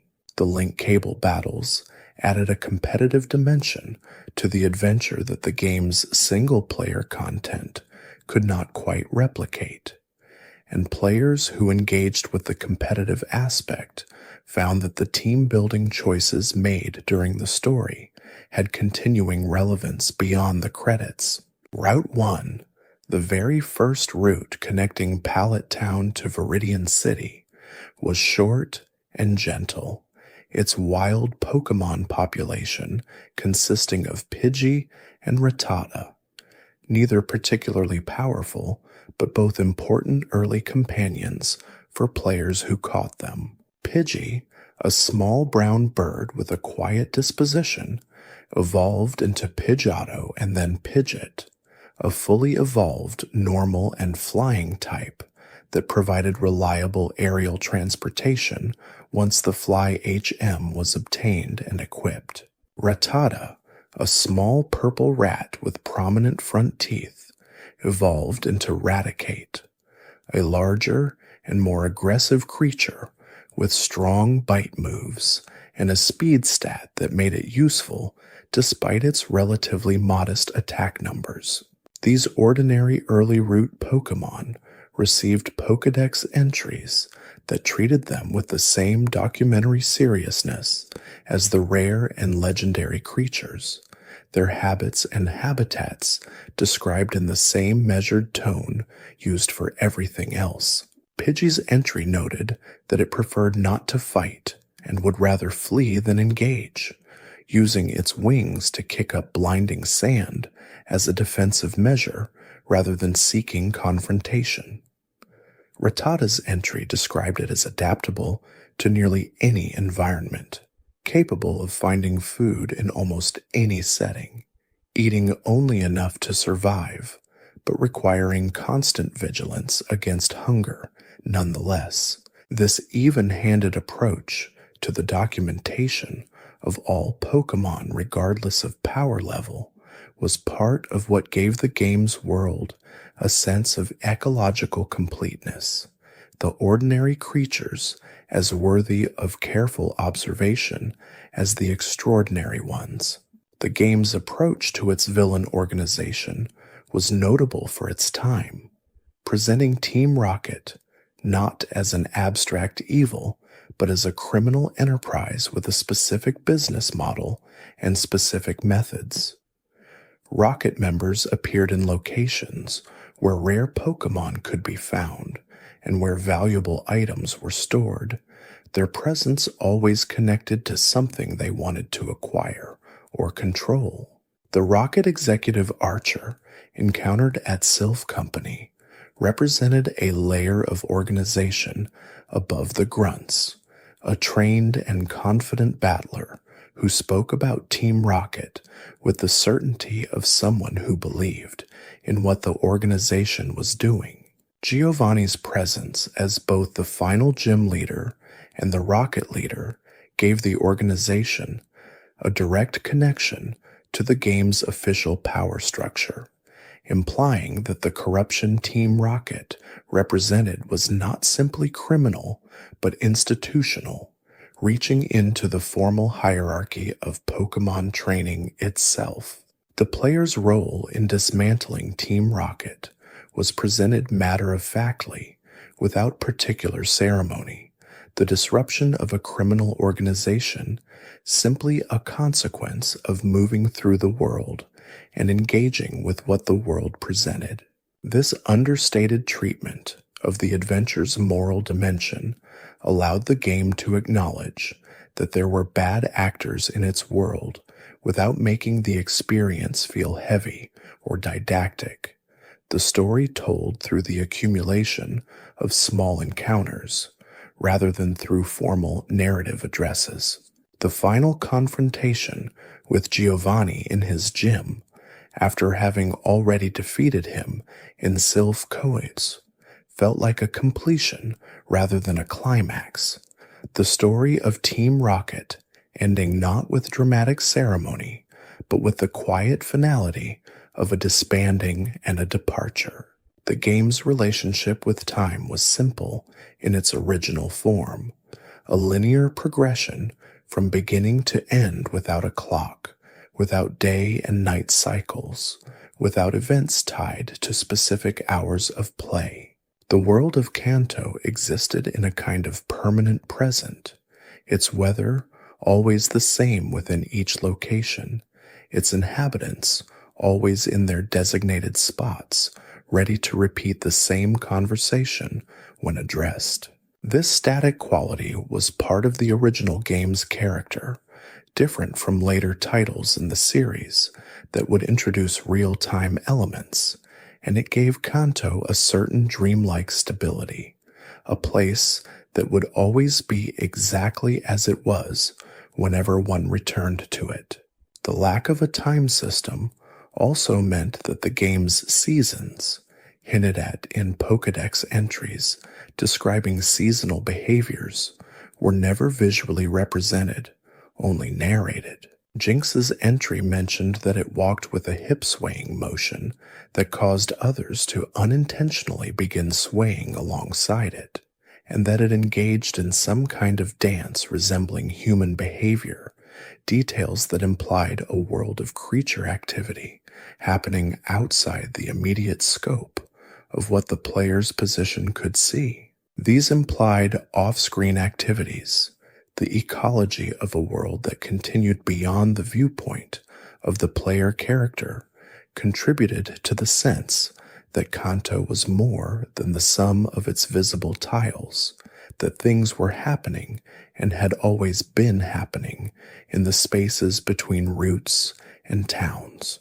The Pokémon games arrived in North America in September of 1998, more than 2 years after their Japanese release, accompanied by a marketing campaign that used the phrase "gotta catch 'em all" in a way that became immediately inseparable from the franchise in the Western consciousness.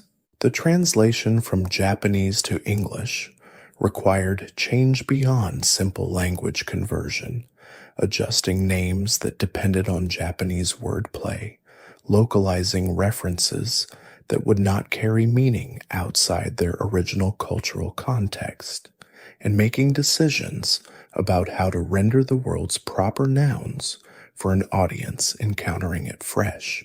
Many Pokémon names were changed entirely for the English release, some gaining names that were independently memorable, others carrying forward something of the original Japanese name's sound or meaning, and others becoming something entirely new. Arcanine's name in Japanese was Windy, a reference to wind and speed. Magikarp was Koiking in Japanese, a reference to the koi fish legendary transformation. Gengar was Gangar, its name's connection to the German word gangster preserved across the translation. These naming decisions created a slightly different character for the English games world, and players who grew up with the localized names attached specific meanings to them that were distinct from the associations carried by the originals. The translation work, often under-acknowledged in discussions of the game's achievement, was a significant creative undertaking, and the success of the localized versions in international markets demonstrated that the work had been done well enough for the game to speak clearly across cultural distances. The battling system's turn structure, where each Pokémon moved once per turn in an order determined by speed stats and by the priority of specific moves, created a framework for strategic interaction that remained fundamentally consistent through many generations of the series. Speed determined which Pokémon moved first when no special priority was in play, and the difference between moving first and moving second in a given turn could determine the outcome of close battles entirely. Players who understood the speed tiers of common Pokémon, who knew which of their creatures would outpace which opponents, had an informational advantage that converted into practical victory in battle. Quick Attack, a normal type move with higher priority than ordinary attacks, moved before standard moves regardless of the speed comparison between the users, giving physically oriented Pokémon a tool for finishing off wounded opponents before they could strike back. This priority system, modest in its original implementation but significant in its implications, suggested a battle design philosophy interested in tactical layering, where additional information and understanding provided additional options rather than simply additional numbers. The game's battles were turn-based in a way that created space for thought between each action, and players who used that space carefully, who considered their options and anticipated their opponent's likely response, found the system more rewarding than players who selected moves at random or based on preference alone.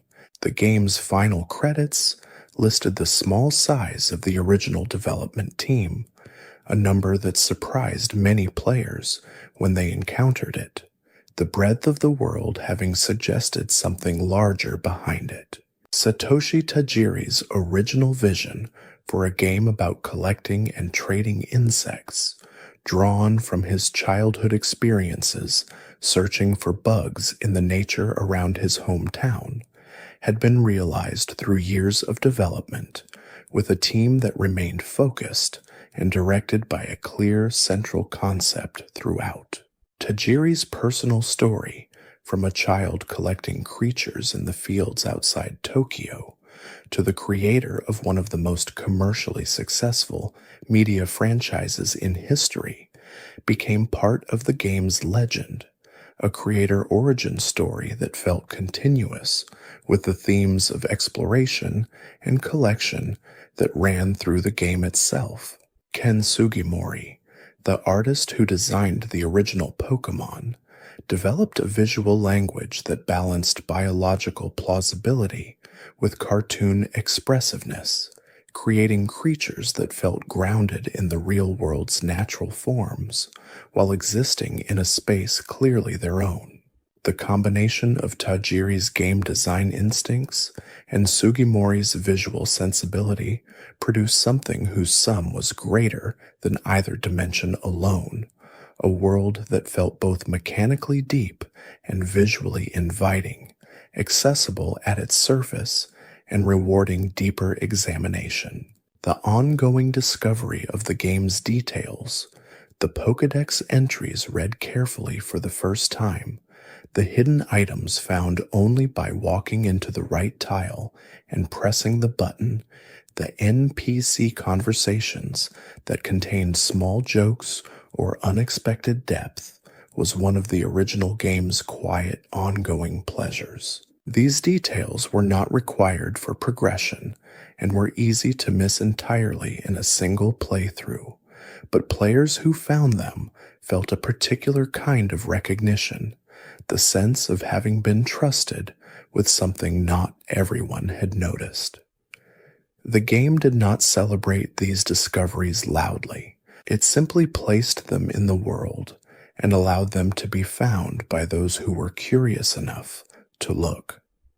This approach to hidden content treated the player as a partner in discovery rather than as an audience for performance, and the relationship it created between player and world was fundamentally different from games that announced their secrets with music stings and animated sequences.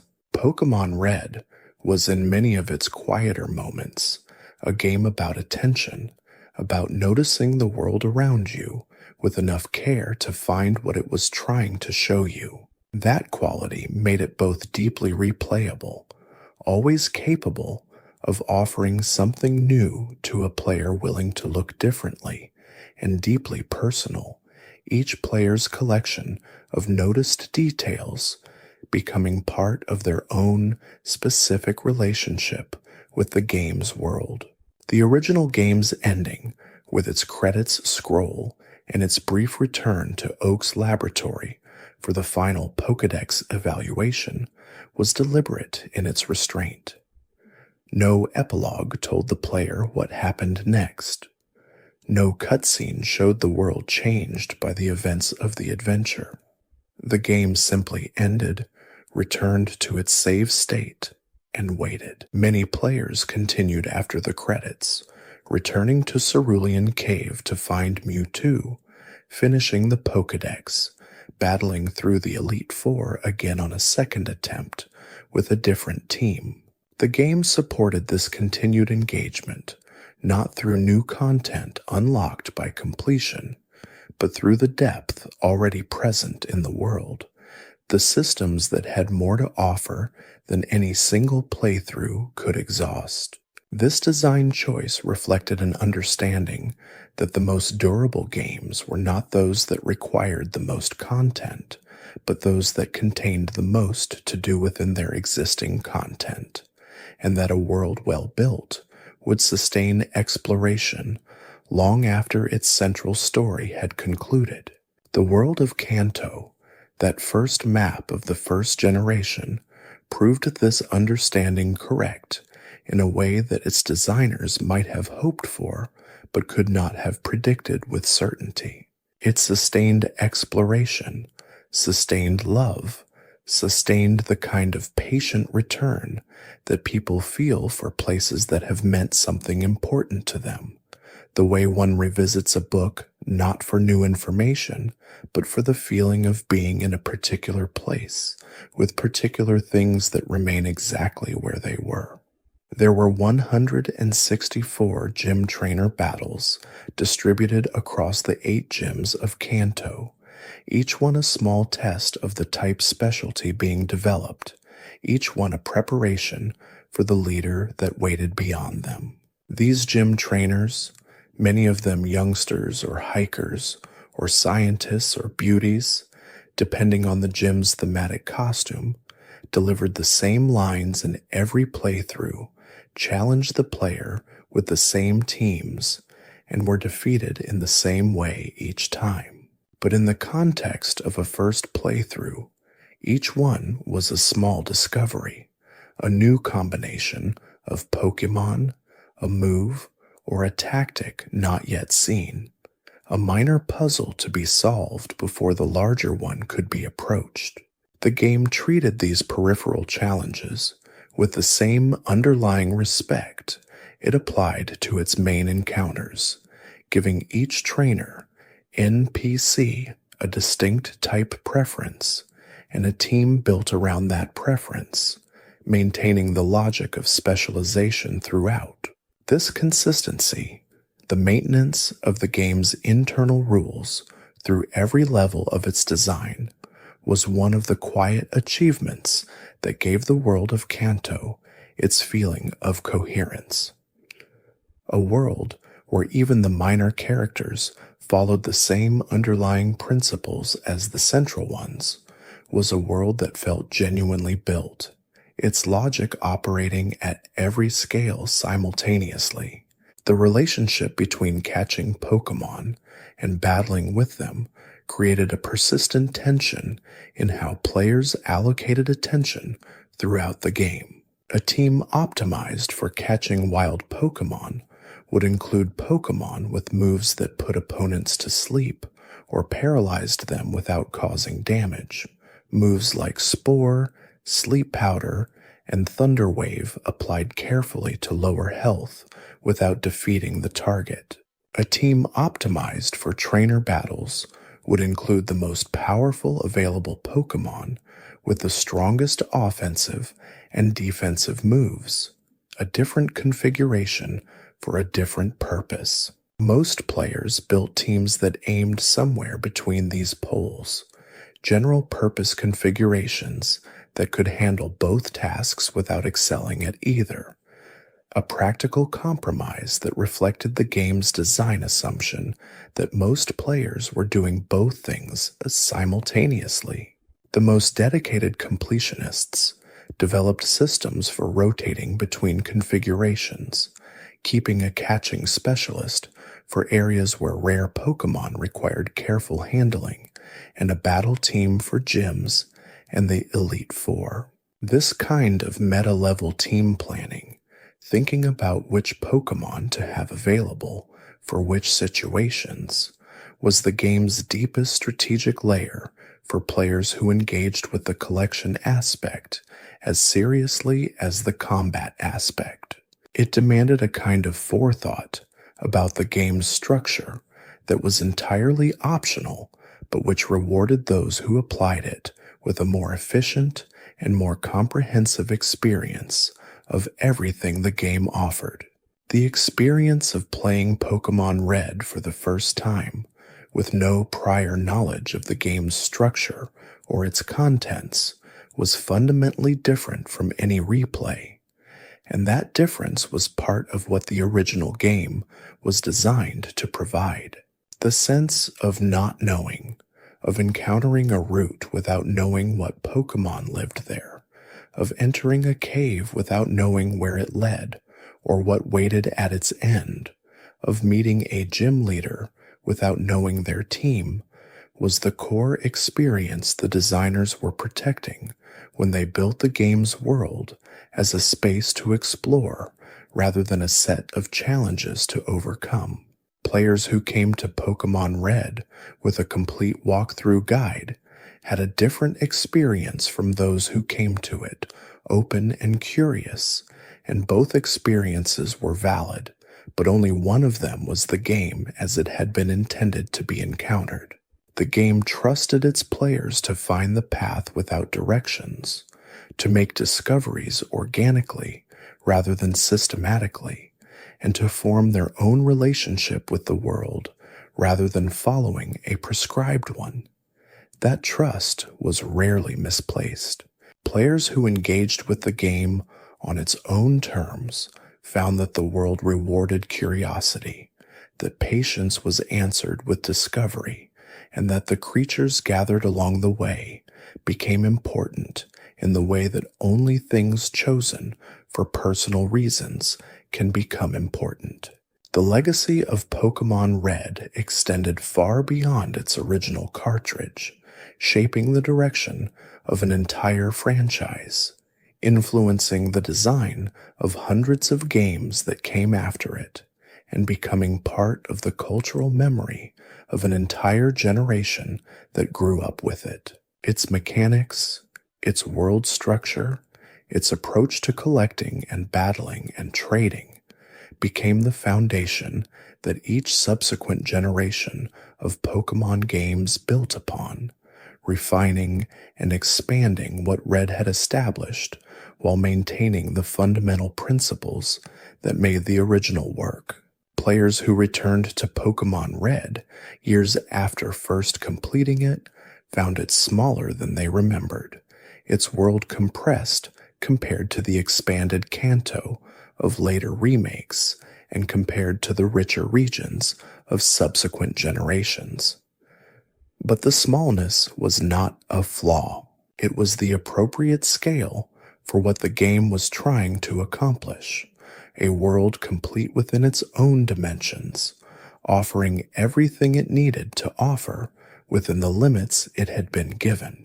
The game had been made under significant constraints of hardware, time, and resource, and what had been created within those constraints had exceeded the expectations of nearly everyone who encountered it, including, by many accounts, some of the people who made it.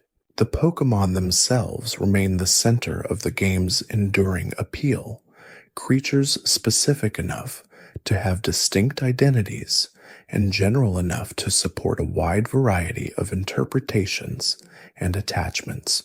Players who had traveled Kanto with a Charizard at the front of their party carried a specific relationship with that Pokémon that was not exactly the same as what players who had chosen Venusaur or Blastoise carried. The choice of starter, made before the player knew enough to make a fully informed decision, remained meaningful throughout the adventure and into subsequent playthroughs, because the starter was always the first partner, the creature present from the very beginning, the one who had been there from Pallet Town. This attachment to the first Pokémon of a journey was one of the most reliably reported aspects of the experience, something players mentioned when describing what the game had meant to them, the sense that these digital creatures had been genuinely companions rather than simply tools. The game had created conditions for that attachment without directly engineering it, providing the structure and the time and the mechanical partnership that allowed players to develop their own feelings toward the Pokémon they raised. And those feelings, ordinary and unremarkable from the outside and meaningful from the inside, were perhaps the game's most significant achievement: the creation of a space where small digital creatures could become genuinely important to the people who cared for them. The route that wound south from Pallet Town toward the water's edge was one of the game's earliest examples of a boundary not yet ready to be crossed, a deliberate placement of possibility just out of reach for a player still finding their footing in the world. The ocean that separated Pallet Town from Cinnabar Island was not a barrier in the hostile sense, but in the patient one, a space that waited for the player to gather the tools needed to move through it. This design philosophy, placing things just beyond current reach and then building a path toward them, was woven through the entire structure of Kanto, and players who understood it found the world opening gradually, like something considered and deliberate rather than arbitrary. The small laboratory at Pallet Town's southern edge, Professor Oak's life work, held 3 Pokeballs on a table at its center, each one containing a different kind of beginning.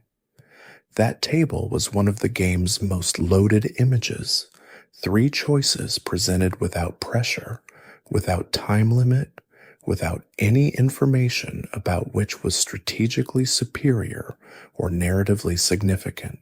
The players stood before it with whatever preferences they had arrived with, whatever intuition or random feeling drove the hand toward one ball instead of the others, and made the choice that would define the whole journey. Nothing in the game told you that Charmander would be harder in the early hours. Nothing said that Bulbasaur was the careful choice, or that Squirtle was the defensively reliable one. The choice was made in the dark, on instinct, and the adventure that followed was the consequence of that instinct, the world revealing itself differently, depending on which path the hand had chosen. The Pokémon Fan Club in Vermilion City was a small building filled with people whose attachment to their Pokémon was expressed with a warmth that the game treated affectionately rather than ironically.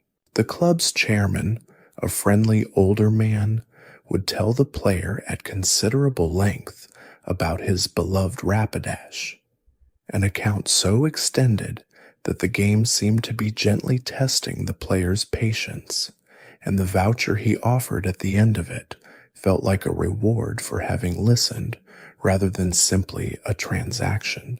This small sequence was one of the game's more human moments, a reminder that the people who inhabited Kanto were not simply obstacles or quest givers, but individuals with their own relationships to the Pokémon world, their own attachments and enthusiasms that existed independently of whatever the player was doing. The fan club's members offered brief monologues about their favorite Pokémon, and each monologue was specific enough to feel individual. The speaker's particular feelings for a particular creature expressed in the limited vocabulary of the game's text windows.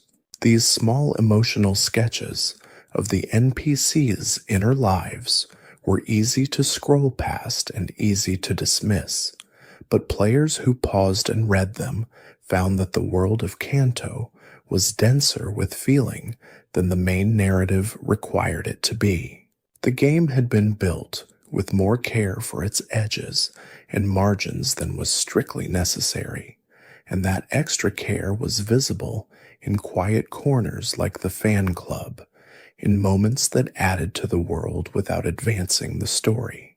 The move Thunderbolt, one of the electric type's most reliable attacks, carried perfect accuracy and a small chance to paralyze the target, a combination that made it among the most consistently useful moves in the game. Its availability through the Game Corner's prize exchange made it accessible to players willing to invest time in the coin-earning process, and its TM designation, unlike HM's, meant it could only be taught once, the single use requiring a considered decision about which Pokémon would benefit most from carrying it. Jolteon, the Thunderstone evolution of Eevee, was one of the premier users of Thunderbolt in the original game, its high special stat combining with the move's solid base power to create a fast and reliable attacker. Raichu, Electrode, and the fully evolved forms of the Magnemite line also benefited from the move, each bringing different qualities to its application, different speeds and defensive profiles, and secondary typing advantages. The strategic depth of move assignment in Pokémon Red was one of the game's systems that players could engage with at any level of seriousness, from the purely intuitive to the carefully calculated. Players who thought about movesets, who considered what role each Pokémon would play in battle and equipped each one with moves appropriate to that role, found the combat substantially more flexible and rewarding than those who simply chose the most powerful available attack for each slot. The Rock Tunnel, the dark passage between Cerulean City's northeastern routes and Lavender Town, was one of the game's most memorable navigation challenges. Without the HM flash, which could be obtained before entering the tunnel, the interior was completely dark, visible only in the immediate square surrounding the player character, with everything beyond that radius obscured by blackness. Flash itself was a move that could be obtained from the professor's aid on the route north of Cerulean City after the player had caught a certain number of Pokémon, and players who met that threshold before heading east would find the tunnel considerably easier to navigate. Players who had not caught enough Pokémon, or who had not found the aid, entered the tunnel without Flash and made their way through it by memory and careful attention to the walls, navigating by the narrow visible ring and the knowledge that some path through the darkness existed.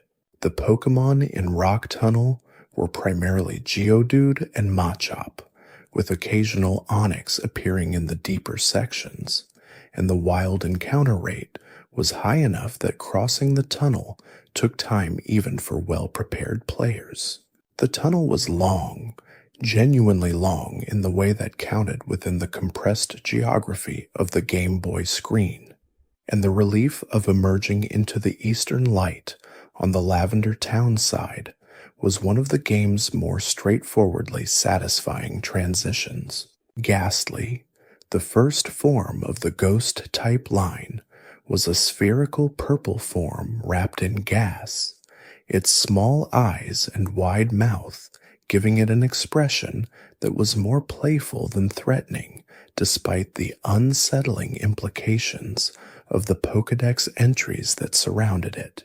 Its entry described it as almost entirely composed of gases that dissipated when exposed to wind, a physical fragility that the game's mechanics did not quite reflect, and it noted that the gases it was made from caused anything they enveloped to become dizzy. Haunter, the middle evolution, was described as capable of squeezing through any gap, no matter how small, because of its gaseous nature and its ability to lick opponents with a tongue that drained life energy gave it a more predatory quality than ghastly. Gengar, the fully evolved ghost, was characterized in its entry as a creature that had once been human, a spirit that had become so deeply entangled with the world that it could no longer pass on.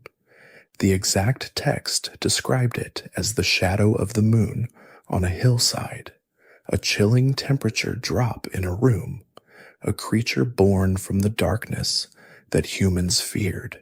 These entries gave the ghost line a mythological weight, considerably heavier than the mechanical role they played in the game's actual battling, where their type vulnerabilities and the ghost move bug reduced their practical competitive usefulness. But the weight of their lore was independent of their stats, and players who read the entries carefully found that the world of Pokémon Red was willing to sit with genuinely unsettling ideas when the creature's concept required it. The Pokéballs themselves, the fundamental technology of the Pokémon world, were presented in the game without detailed explanation of how they worked. The standard Pokéball was available from every Pokémon Center and most shops, priced accessibly enough that maintaining a supply was never a serious economic concern. The Great Ball offered higher catch rates at a higher price, useful for Pokémon with low catch rates or high remaining health. The Ultra Ball, the strongest commercially available ball, gave the best odds without special conditions, and was the primary tool for catching the legendary Pokémon at the end of the game. The Master Ball, the perfect catch with no failure possible, existed as a single unique item, its use an irreversible decision that committed it to whatever encounter the player decided it was worth saving for. The Safari Ball, only available within the Safari Zone and already loaded into the player upon entry, was the weakest catching option, but the only one available in that specific context, a constraint that gave the Safari Zone's encounter design its distinct quality. The game never explained the physics of the Pokeball, never described what happened to a Pokemon inside, or how the compression was achieved, and that silence was consistent with the game's general approach to its world. The technology existed, it worked, and the question of how was left for the player's imagination, another invitation to construct meaning in the space between what the game said and what it did not. Jigglypuff, the round pink singing Pokemon that inhabited Route 3 between Pewter City and Mount Moon, was one of the earliest captures many players made outside of their starter and the Pokemon given by Professor Oak. Its high hit point total was unusual among early game Pokemon, giving it a durability that made it effective in catching and in early grinding, despite its modest attack options.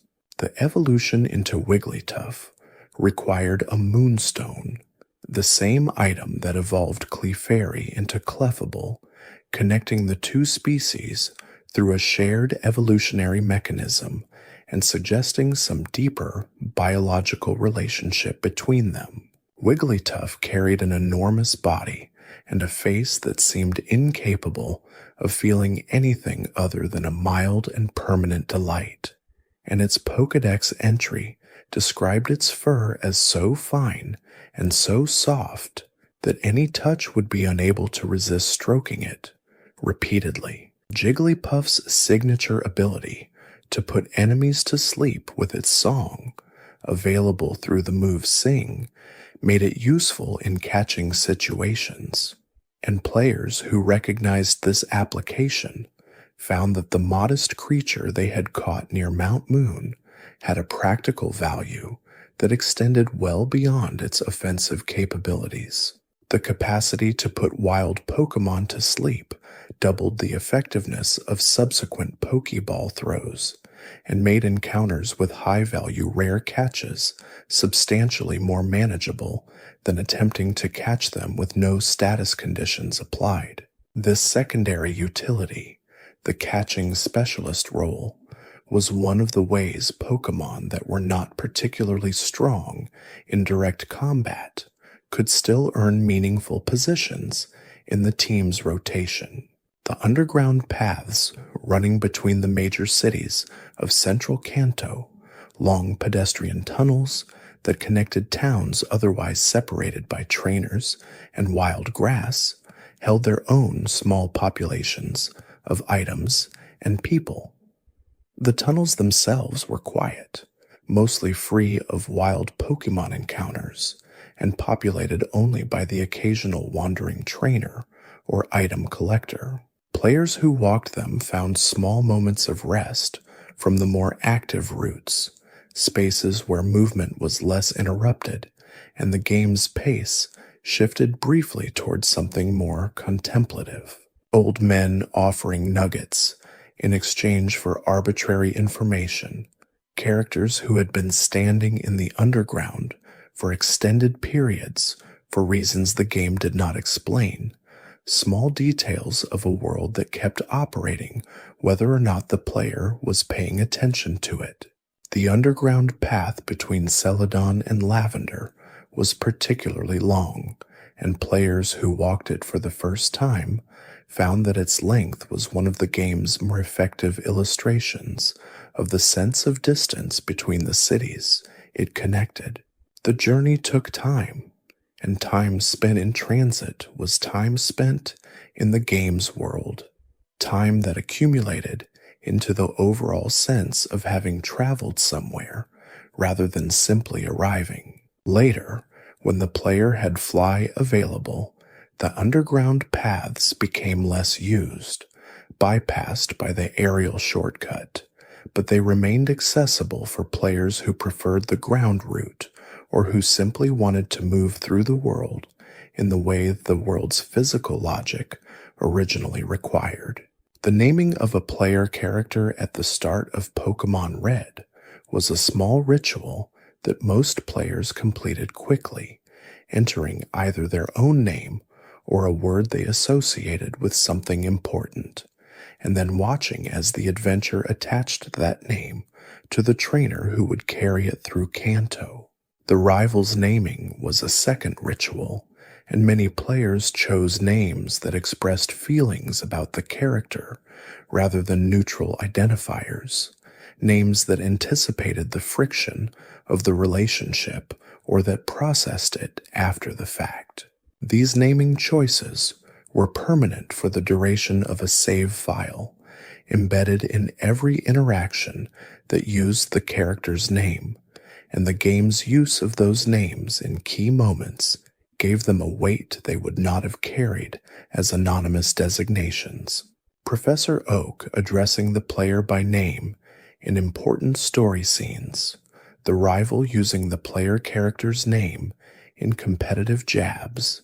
These moments activated the personalization in a way that made the adventure feel genuinely about the specific person playing it, rather than about an abstract protagonist. This identification between player and player character was one of the earliest and most reliable of the game's emotional mechanisms, establishing from the first screen that this journey belonged to the person holding the game. The blank slate quality of the player character, who never spoke and whose internal experience was never narrated, made the identification easier rather than harder, the absence of a defined personality allowing each player to fill the space with their own. The Celadon department store, the largest commercial building in Kanto's urban center, offered items not available anywhere else in the game, including the elemental evolution stones that determined which form Eevee would take and which Pokémon could be evolved beyond their normal pathways. Fire stones, water stones, thunder stones, leaf stones, and others were all sold from a specific counter in the department store, and players who arrived with enough money could select whichever combination suited their team plans. The stones were expensive, but not prohibitively so for players who had battled regularly and accumulated sufficient funds, and their concentration in a single location made the department store one of Kanto's most important destinations for players serious about their team's development. The store also sold items like full restores and revives, powerful healing items that the standard Pokémon centers provided freely in a different form, and held vendors for evolution-related items alongside the ordinary commodity goods. The roof of the department store held a vending machine that dispensed fresh water, soda pop, and lemonade, drinks that could be purchased inexpensively and given to the young girl who collected beverages at the city's western edge in exchange for TMs. This small side quest, buying drinks and carrying them across the city to a collector who offered moves as compensation, was one of the game's quieter optional transactions, easy to miss and easy to overlook, but providing useful moves for players who found it.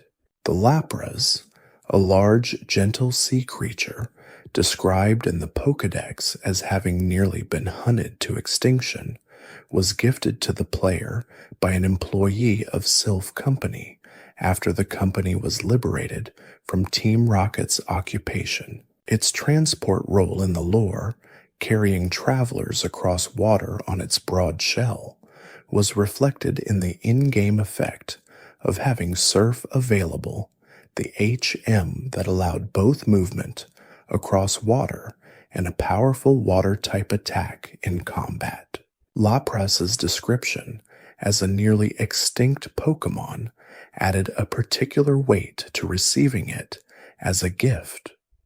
The creature's vulnerability in the fiction of the world, making the act of its being given to a trustworthy trainer feel like a specific kind of stewardship. The game did not belabor this point, did not attach any obligation or responsibility to the receiving of Lapras, but the detail was there in the Pokédex for players who read it. A quiet fact about the world that changed how the creature felt in the party. Its statistics made it a genuinely useful battler alongside its HM utility, combining decent HP and special attack with a typing that gave it advantages against several common opponents in the game's later stages. Players who trained their Lapras through the final sections of Kanto often found it performing reliably in situations where more specialized Pokémon might struggle, its balanced profile lending it a consistent competence that earned it a permanent place in many teams.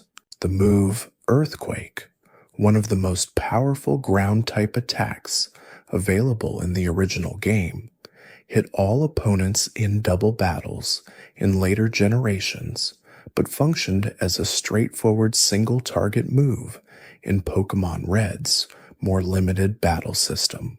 Its base power made it one of the strongest reliable attacks in the game, and its wide distribution across ground-type Pokémon and several others made it accessible to diverse team configurations. Giovanni's team used ground-type moves extensively, and the Earthquake TM he inadvertently illustrated the value of could be acquired in different ways across the game, its power level placing it among the most desirable combat moves. Ground-type Pokémon were notable for their immunity to electric-type moves, a defensive advantage that made them useful counter-options against the game's dominant psychic and electric attackers. Raiden, the large, armored rhinoceros Pokémon that was both rock and ground type, had the highest base attack stat of any Pokémon in the original game's obtainable roster, a number that made it capable of dealing enormous damage with physical moves despite its limitations elsewhere. The combination of ground and rock typing on Raiden gave it a complex set of resistances and vulnerabilities, resistant to poison and normal while weak to water and grass moves, a profile that rewarded thoughtful deployment against specific opponents rather than general use.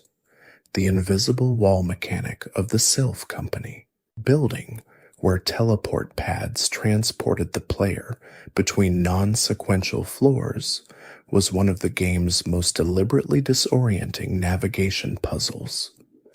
The building's layout required players to use specific teleporter sequences to reach specific areas, and the challenge of mapping which pad led where without an external reference was one of the game's more demanding navigation tasks. Some players memorized the correct sequences or marked their progress on paper, a practice that the game's era of physical strategy guides and personally kept notes supported more naturally than later, more digitally connected eras. The building's employees, Team Rocket members occupying the floors they had seized, had to be battled through room by room, and the combination of frequent encounters and navigation challenge made Sylph Company one of the game's most extended individual set pieces. The partner character found near the building's upper levels, who would join the player briefly for a tag team encounter against a rocket executive, was one of the game's few instances of explicitly depicted cooperation, a moment where the lone adventurer was briefly accompanied. The item card keys that unlocked specific doors within the building, found on defeated executives or in specific rooms, added a secondary layer of navigation puzzle to the floor-by-floor progression, creating a comprehensive challenge that tested movement, battle, and item management simultaneously. The Game Boy Advance hardware, on which Pokémon Red was eventually re-released as Fire Red brought the original game to a new audience with expanded content and updated mechanics. But the original Game Boy cartridge, played on the original hardware, had its own specific quality. The pale green screen of the original Game Boy, the absence of backlighting, the need for an external light source in low-light conditions, these were constraints that shaped the experience of playing the game in a way that later ports and remakes did not replicate. Players who played the original Red on Game Boys in the back seats of cars and under covers with flashlights and in the pale morning light before school developed relationships with the game that were inseparable from those specific physical circumstances. The game's music, heard through the Game Boy's single speaker or through headphones plugged into the headphone jack, carried its own tonal quality distinct from later versions, the original chip sound having a particular character shaped by the hardware that produced it.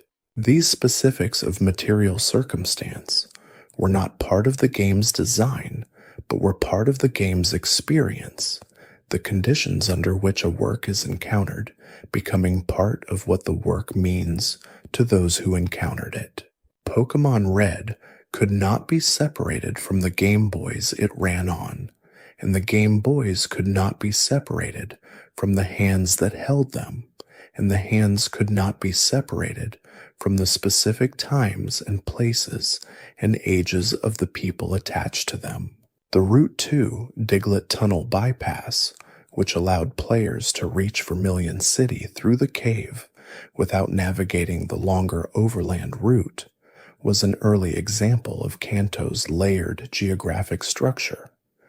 Alternative paths existed throughout the map, shorter ways that required specific tools or Pokémon abilities and could save significant time for players who found them. The bike allowed faster overland travel. Fly bypassed travel entirely.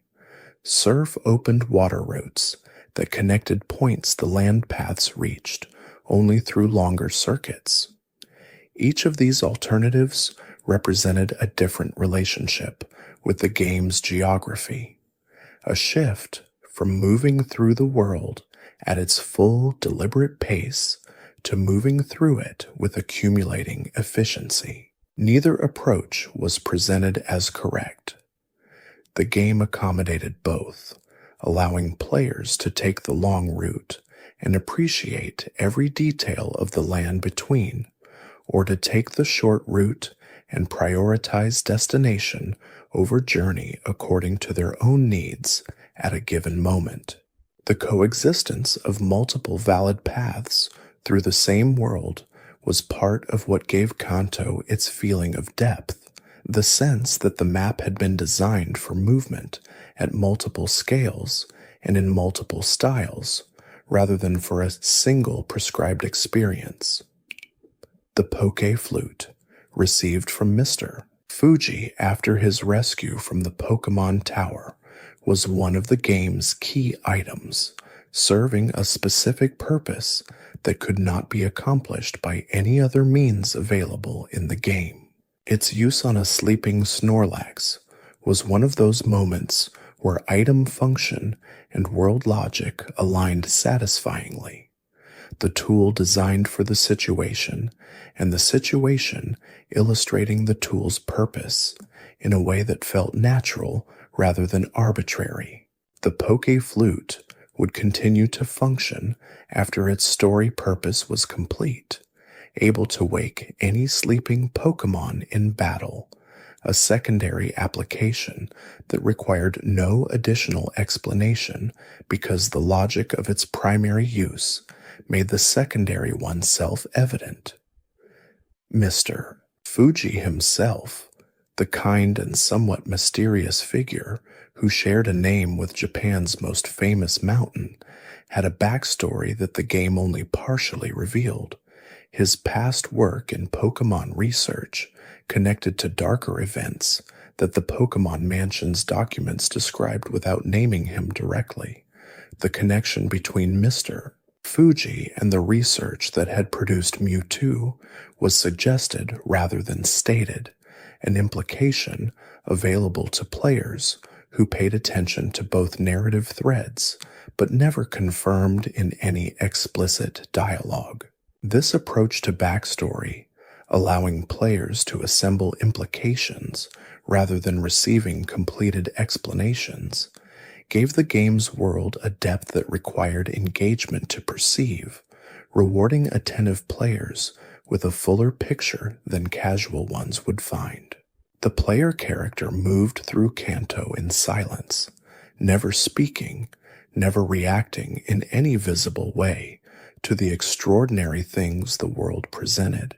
This silence was a specific design choice, allowing the player's own reactions to fill the space where a protagonist might otherwise appear, and it meant that every emotional response to the game's events was genuinely the player's rather than the character's.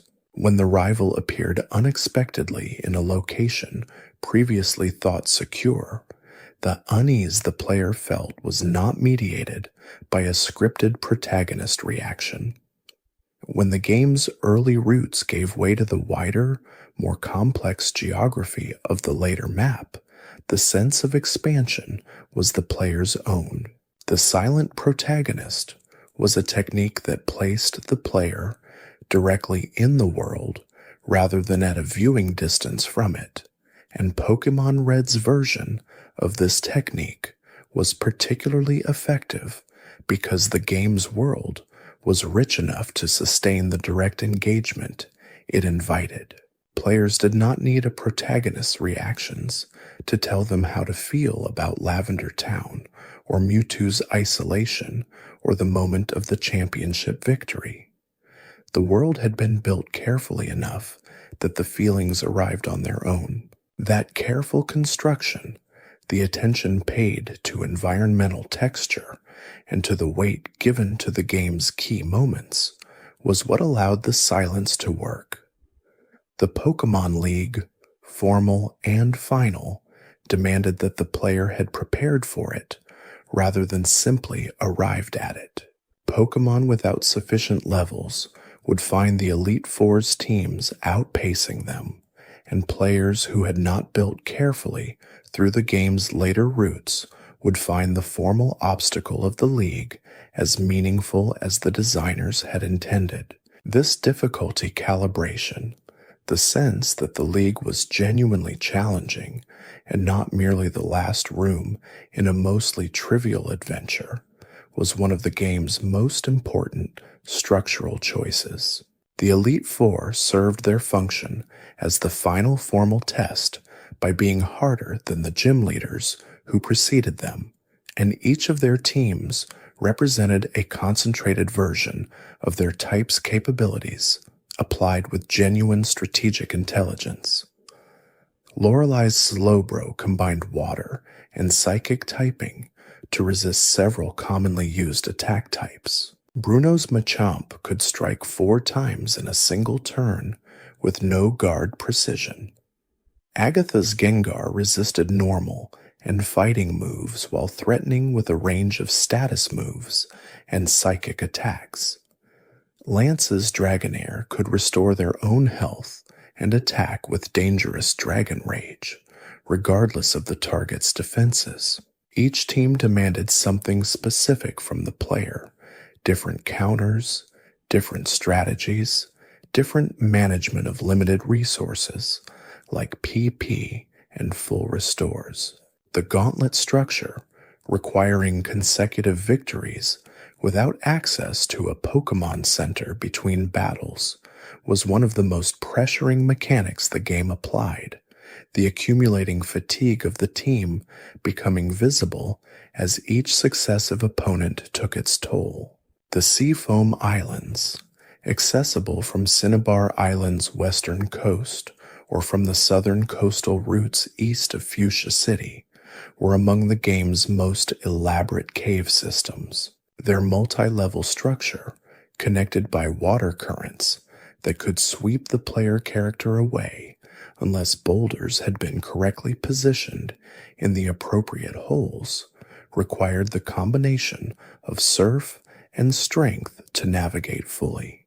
The currents themselves were a novel environmental mechanic, water that moved actively rather than being simply traversable, adding a directional element to navigation that rewarded careful observation of the flow before committing to a crossing. Articuno's chamber, weighted at the bottom of the deepest accessible level, reached only after successfully managing the currents, positioning the boulders, and descending through all the levels above. The isolation of the encounter, the depth to which the player had descended, the quiet and cold that the game's visual palette suggested through its blue and white cave tiles, gave meeting Articuno a specific atmosphere unlike any other encounter in the game. The legendary birds were not simply powerful Pokémon. They were events, significant moments in the adventure that the game had prepared for over many hours of play, placed at the ends of journeys that justified the creatures waiting at their conclusions. The Pokémon world's economy, visible in the game through the prices of items and the winnings from trainer battles, revealed interesting things about the value placed on different activities. Battling was well compensated, with trainer victories providing enough funds to maintain a reasonable supply of consumable items without requiring deliberate farming. Item prices at the department store, the highest they appeared anywhere in the game, reflected the premium placed on the most powerful tools, creating a soft financial progression where early items were easily affordable and the best items required investment. The nugget, found hidden in caves or given by NPC characters as rewards for certain interactions, sold for 5,000 Pokémon dollars and represented a significant windfall when discovered, its only function being its sale value. Big pearls and certain other found items similarly had no use beyond their economic one, and players who accumulated these items found their funds growing at a rate that outpaced the ordinary trainer battle income. This casual wealth system meant that players who explored thoroughly enough would rarely find money to be a meaningful constraint, the world's hidden items providing more than sufficient resources for those willing to walk its edges carefully. The relationship between Pokémon and their trainers was presented in the game primarily through mechanics rather than through explicit narrative, and the implicit emotional content of those mechanics was perhaps the game's deepest achievement. A Pokémon trained from its earliest level through to its final evolution by the same trainer carried the record of all those battles in its statistics, a history of experience accumulated through the partnership. The experience of watching a starter Pokémon grow from its base form through its intermediate evolution and into its final powerful shape was one the game structured deliberately. The evolution animations marking transitions that felt genuine because of the time invested in reaching them. Players who were attached to their Pokémon in the middle of evolution, who found themselves reluctant to let the creature change even towards something more powerful, were experiencing the game in exactly the emotionally complex way the designers had perhaps hoped for. The game created conditions for that reluctance without manufacturing it, providing the structure and the space, and then allowing the player's own feelings to arise naturally within that space. This kind of emotional architecture, built into the mechanics rather than scripted into the narrative, was one of the quieter ambitions of Pokémon Red, and its success could be measured by the number of players who remembered specific Pokémon from specific playthroughs decades after the game had been played. There were moments in Pokémon Red that belonged to no particular mechanic and served no particular narrative purpose, but which stayed with players regardless. The sound of the game's encounter music when a wild Pokémon appeared, the specific 3-note confirmation when a Pokéball successfully caught, the slightly different tone when a Pokémon leveled up, the longer musical sequence when a Pokémon evolved. These audio cues became embedded in memory alongside the visual and mechanical experiences they accompanied, the sound of the game becoming as much a part of its identity as anything visible. Players who had not heard these sounds in years would sometimes encounter them in remixes or covers and find the memory of the game arriving all at once. The sonic signature of the original, unlocking an entire complex of associated feelings. This is what certain kinds of games achieve, and most do not. The creation of an experience so complete and so densely layered that it persists in memory at the level of sensation rather than only at the level of story. Pokémon Red was not a game that told a story with particular narrative sophistication, but it was a game that created an experience precise enough, layered enough, and personal enough that the experience became the story, the adventure the player had taken through Kanto, becoming something that belonged to them specifically in a way that no other player's experience of the same world quite replicated. Somewhere in the game's code, Mewtwo sat alone at the bottom of a cave, waiting as it had always waited for someone to come. Somewhere in Viridian Forest, Caterpie moved through the grass. On Route 1, Pidgey lifted from the earth and settled back down. In the depths of Mount Moon, Clefairy gathered under a glow that the night above could not quite reach. The move Psychic itself, the signature attack of the Psychic type, was one of the most powerful individual moves in the game, combining high base power with a chance to lower the target's special stat on each successful hit. Its wide availability through TM distribution and its compatibility with the game's strongest special attackers made it the single most sought-after offensive move in the original roster. Alakazam, already possessed of the highest special stat of any fully obtainable Pokémon, became a dominant force when holding Psychic, its combination of speed and power allowing it to strike before many opponents could respond, and to hit hard enough that one strike was often enough.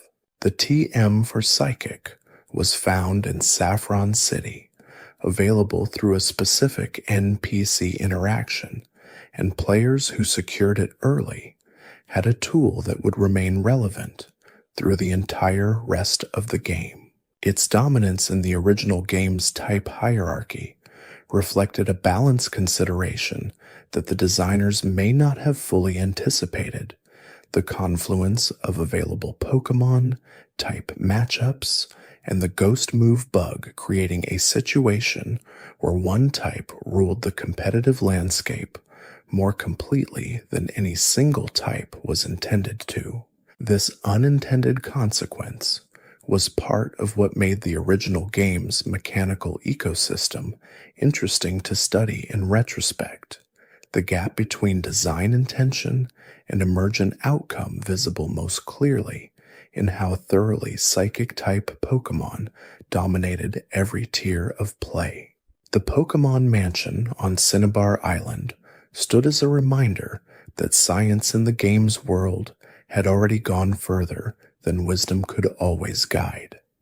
Its burned-out corridors and scattered documents told a story of ambition overreaching into territory that had consequences nobody was prepared to contain. The researchers who had worked there had been genuinely accomplished, their documentation precise, and their methods clearly sophisticated, and the outcome of their work had still escaped their control entirely. This narrative, embedded in the environment and told through text fragments rather than through cutscenes or dialogue, was one of the game's most effective pieces of storytelling, precisely because it trusted the player to assemble the pieces without being guided toward a conclusion. Players who found and read the mansion's documents in order, moving through the building's floors and collecting the dated entries, experienced the story as a kind of archaeological reconstruction, piecing together what had happened from the evidence that remained. The documents described the discovery of Mew with the excitement of researchers who understood they had found something unprecedented, and the subsequent entries tracked the experiment's progression through the same measured scientific tone, only the growing brevity and the occasional urgency of phrasing suggesting that something was going wrong. The final entry recorded only that the creature had escaped, nothing after it. The silence that followed was more effective than any explicit description could have been. The Kanto map held a specific quality of completeness that players often felt without being able to name directly. Each town was connected to the next by routes that had been designed to feel appropriately proportioned to the journey between them, neither so long that they became tedious, nor so short that the towns they connected felt adjacent in a way that reduced the sense of distance. The mountain corridors and cave systems added vertical travel to the horizontal routes, creating a world that felt dimensional in ways that flat maps did not quite convey. Water routes gave access to islands and coastal areas that overland travel could not reach, adding a geographic expansion to the world that arrived at a specific point in the player's progression and changed the felt size of Kanto appreciably. The circular nature of the map, its gym locations arranged in a rough loop around the region that returned the player to Viridian City near the beginning for the final badge, gave the adventure a satisfying structural completion. Players who had walked every route in one direction found themselves returning through them in different directions, with different capabilities, the familiar terrain newly traversable in ways it had not been before. This revisitation structure made Kanto feel earned twice over, once for having crossed it during the main story's progression, and again for having understood it well enough to return through it efficiently. The sound of a critical hit in Pokémon Red, a slightly higher-pitched version of the move's usual sound effect, was one of the game's most reliably exciting audio moments. Critical hits in the original game were calculated through a formula based on the user's base speed stat, meaning that faster Pokémon had genuinely higher critical hit rates, rather than the fixed probability that later generations would standardize. This speed-based calculation meant that Pokémon like Electrode and Jolteon, whose speed stats were among the game's highest, landed critical hits at frequencies that players accustomed to later games might find surprising. The high critical hit rate for fast Pokémon created a gameplay texture where battles involving very fast opponents or very fast team members had a higher variance component, with the possibility of a critical hit always present at a non-trivial probability. Players who built teams around fast Pokémon found themselves benefiting from this system regularly, and players who faced teams of fast opponents found the critical hit frequency a significant tactical consideration when calculating whether a particular Pokémon could survive long enough to attack. The change from speed-based to fixed-rate critical hits in later generations was motivated partly by this variance, a desire to make battle outcomes more predictably connected to strategic choices rather than to statistical fortune. The electrode encounters in the power plant were notable for their unusual presentation, the Pokeball-shaped creature appearing initially as an ordinary item sprite before revealing itself as a wild Pokémon when the player approached to collect it. This design choice played on the familiarity of item sprites, exploiting the player's conditioned response to visible items to create a surprise encounter that the game set up specifically and not as a simple ambient wild encounter. The electrode's resemblance to a Pokeball was canonical within the game's fiction, the Pokédex noting that it evolved from Voltorb, a creature that had come into existence at an electric power plant after a Pokeball was somehow exposed to a powerful charge. This origin story, electricity transforming an ordinary item into a living creature, was one of the more unusual in the game's roster and contributed to the Voltorb and Electrode lines' specific design logic, their aggression and tendency to explode, connected to an instability built into their unusual genesis. The self-destruct and explosion moves, which Voltorb and Electrode could use in battle to deal enormous damage at the cost of fainting themselves, reflected this narrative in a mechanical way, the creature's inherent instability becoming a functional, if drastic, combat option. Players who battled Electrode in the power plant often discovered the hard way that provoked Electrode were willing to use these self-destructive moves, ending an encounter explosively before a capture could be attempted. The PC system at each Pokémon Center allowed players to store Pokémon beyond the 6 that could be held in the active party, providing access to a theoretically unlimited collection of caught creatures. Each PC box held a certain number of Pokémon, and when one box filled another became active, a system that meant players who caught extensively found their Pokémon distributed across multiple storage boxes. The PC also held stored items, a secondary storage system that allowed players to hold more items than the active bag could accommodate. The limitations of the active bag's item slots created a soft inventory management system where players needed to make decisions about which items to carry and which to leave in storage, a consideration that became more relevant as the number of distinct useful items grew through the game's progression. The act of visiting the PC to swap Pokémon between storage and the active party was one of the game's quieter rituals, a routine that players with large collections engaged in regularly as they assembled specific configurations for specific challenges, planning which Pokémon to bring for a particular gym battle, identifying the team best suited for the Elite Four's specific lineup, building a party balanced for general route travel versus one configured for a particular challenge. These were the meta-level decisions that the PC made possible and that made the collection itself strategically meaningful.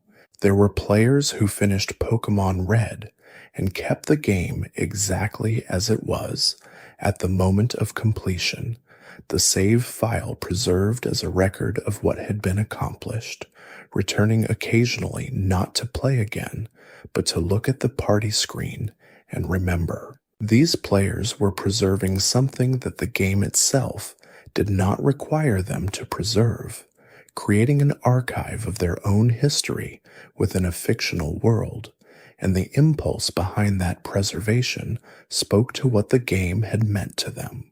The party screen at the end of a completed adventure showed the 6 Pokémon the player had chosen to carry into the final battles, and that lineup was a specific and unrepeatable expression of the decisions made over the course of the whole journey.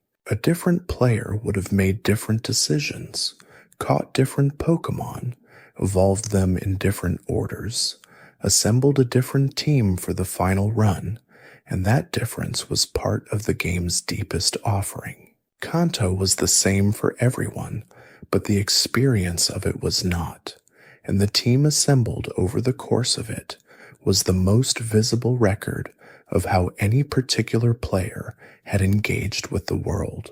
These records, these final parties, carried forward from the end of an adventure, were small personal histories written in the language of Pokémon statistics and type combinations, and the names that players had sometimes given their caught companions.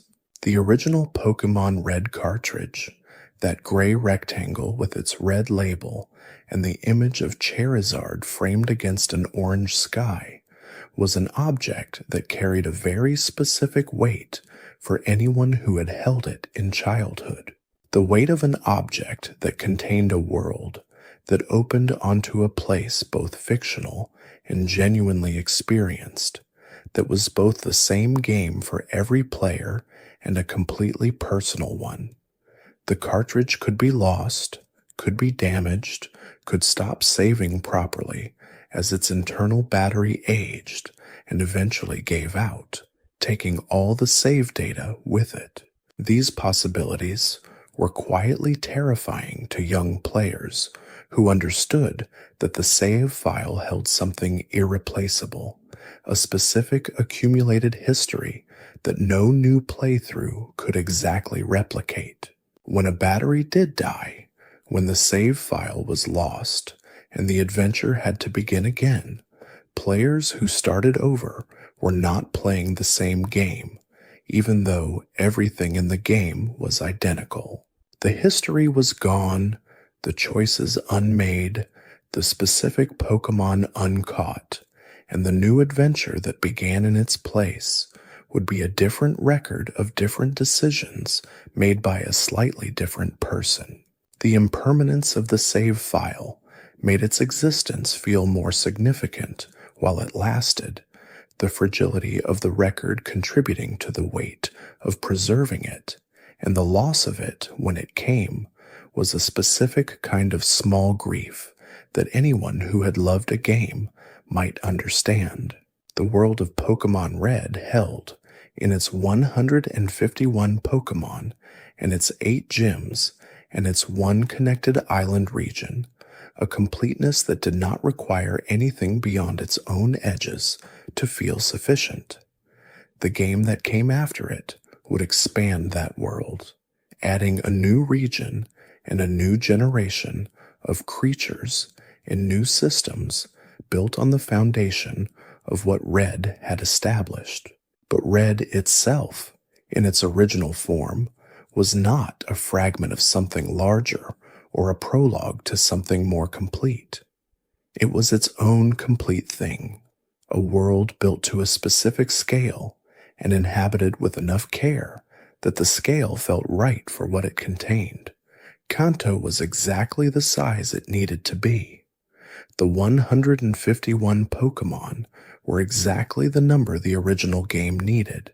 The 8 badges, and the Elite Four, and the single champion, and the one legendary bird trio, and the one ancient, powerful psychic creature at the bottom of a cave were exactly the architecture required for the adventure they framed. Nothing was missing from what the game intended to be, and everything that was there had been placed there with a purpose that, taken together, added up to something that players carried with them long after the cartridge had been set down. The Pokémon did not stop existing between sessions in any way the player could access, but neither did they exactly continue. They waited in a state that the game could not observe and that the player could only imagine. Some players imagined them continuing their Pokédex lives in the spaces between sessions, Charmander keeping its flame burning through the night, Snorlax sleeping in the root where the game had last placed it, Mewtwo sitting in its cave with the unfathomable patience of something that had nowhere else to be. These imaginings were not part of the game's design and not part of its fiction, but they were part of what the game made possible, the extension of a created world into the player's own imaginative life, the creatures becoming real enough that their existence between sessions felt like something worth considering.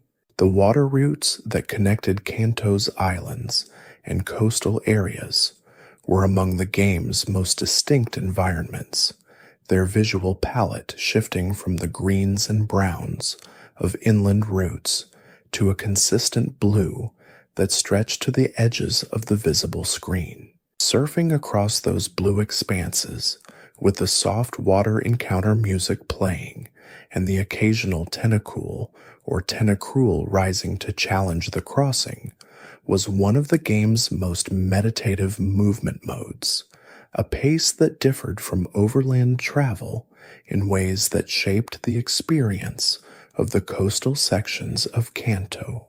Tentacool, the water and poison jellyfish that appeared in the nearly every water route in the game, was so common in these areas that players crossing the ocean often encountered it multiple times per trip, its appearance generating the same resigned recognition that Zubat's appearance generated in cave sections. Its evolution into Tentacruel was considerably more powerful, a large and dangerous jellyfish with 100 tentacles that the Pokédex described as capable of catching prey from any direction simultaneously and subduing them in a toxic embrace. The contrast between the mild, omnipresent Tentacool of the water routes and the formidable Tentacruel it became was one of many illustrations in the game of the transformation potential built into even the most ordinary encounters. Every Pokémon that seemed unremarkable in its base form held within it the shape of something more, and the game's experience system made the path between those two states the story of the partnership rather than simply a mechanical progression. The item Rare Candy, found hidden in specific locations throughout Kanto or very occasionally held by certain Pokémon, immediately raised a Pokémon's level by 1 when used.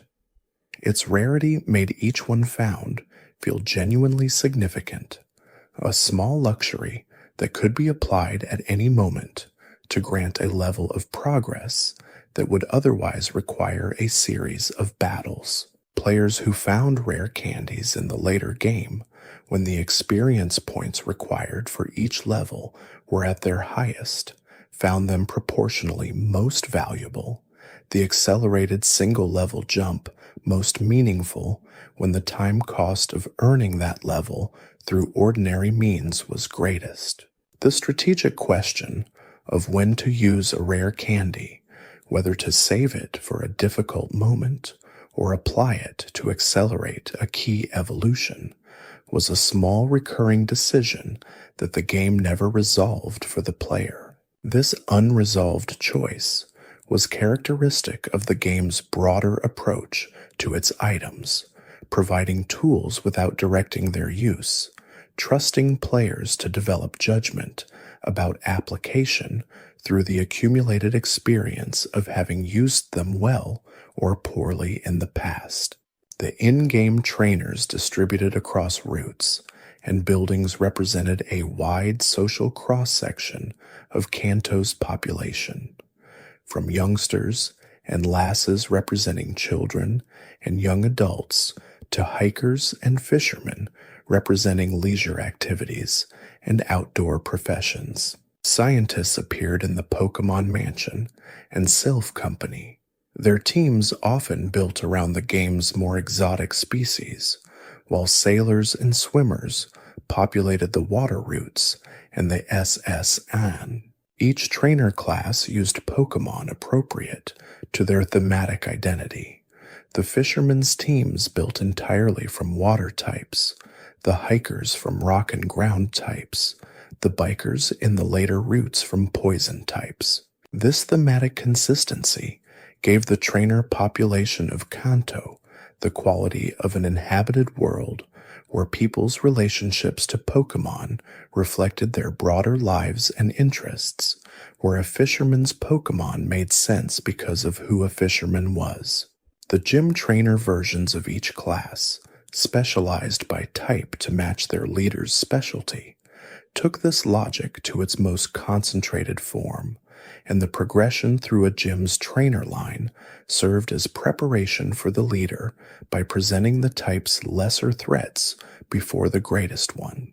The game's world felt coherent, partly because these small social logics were maintained throughout.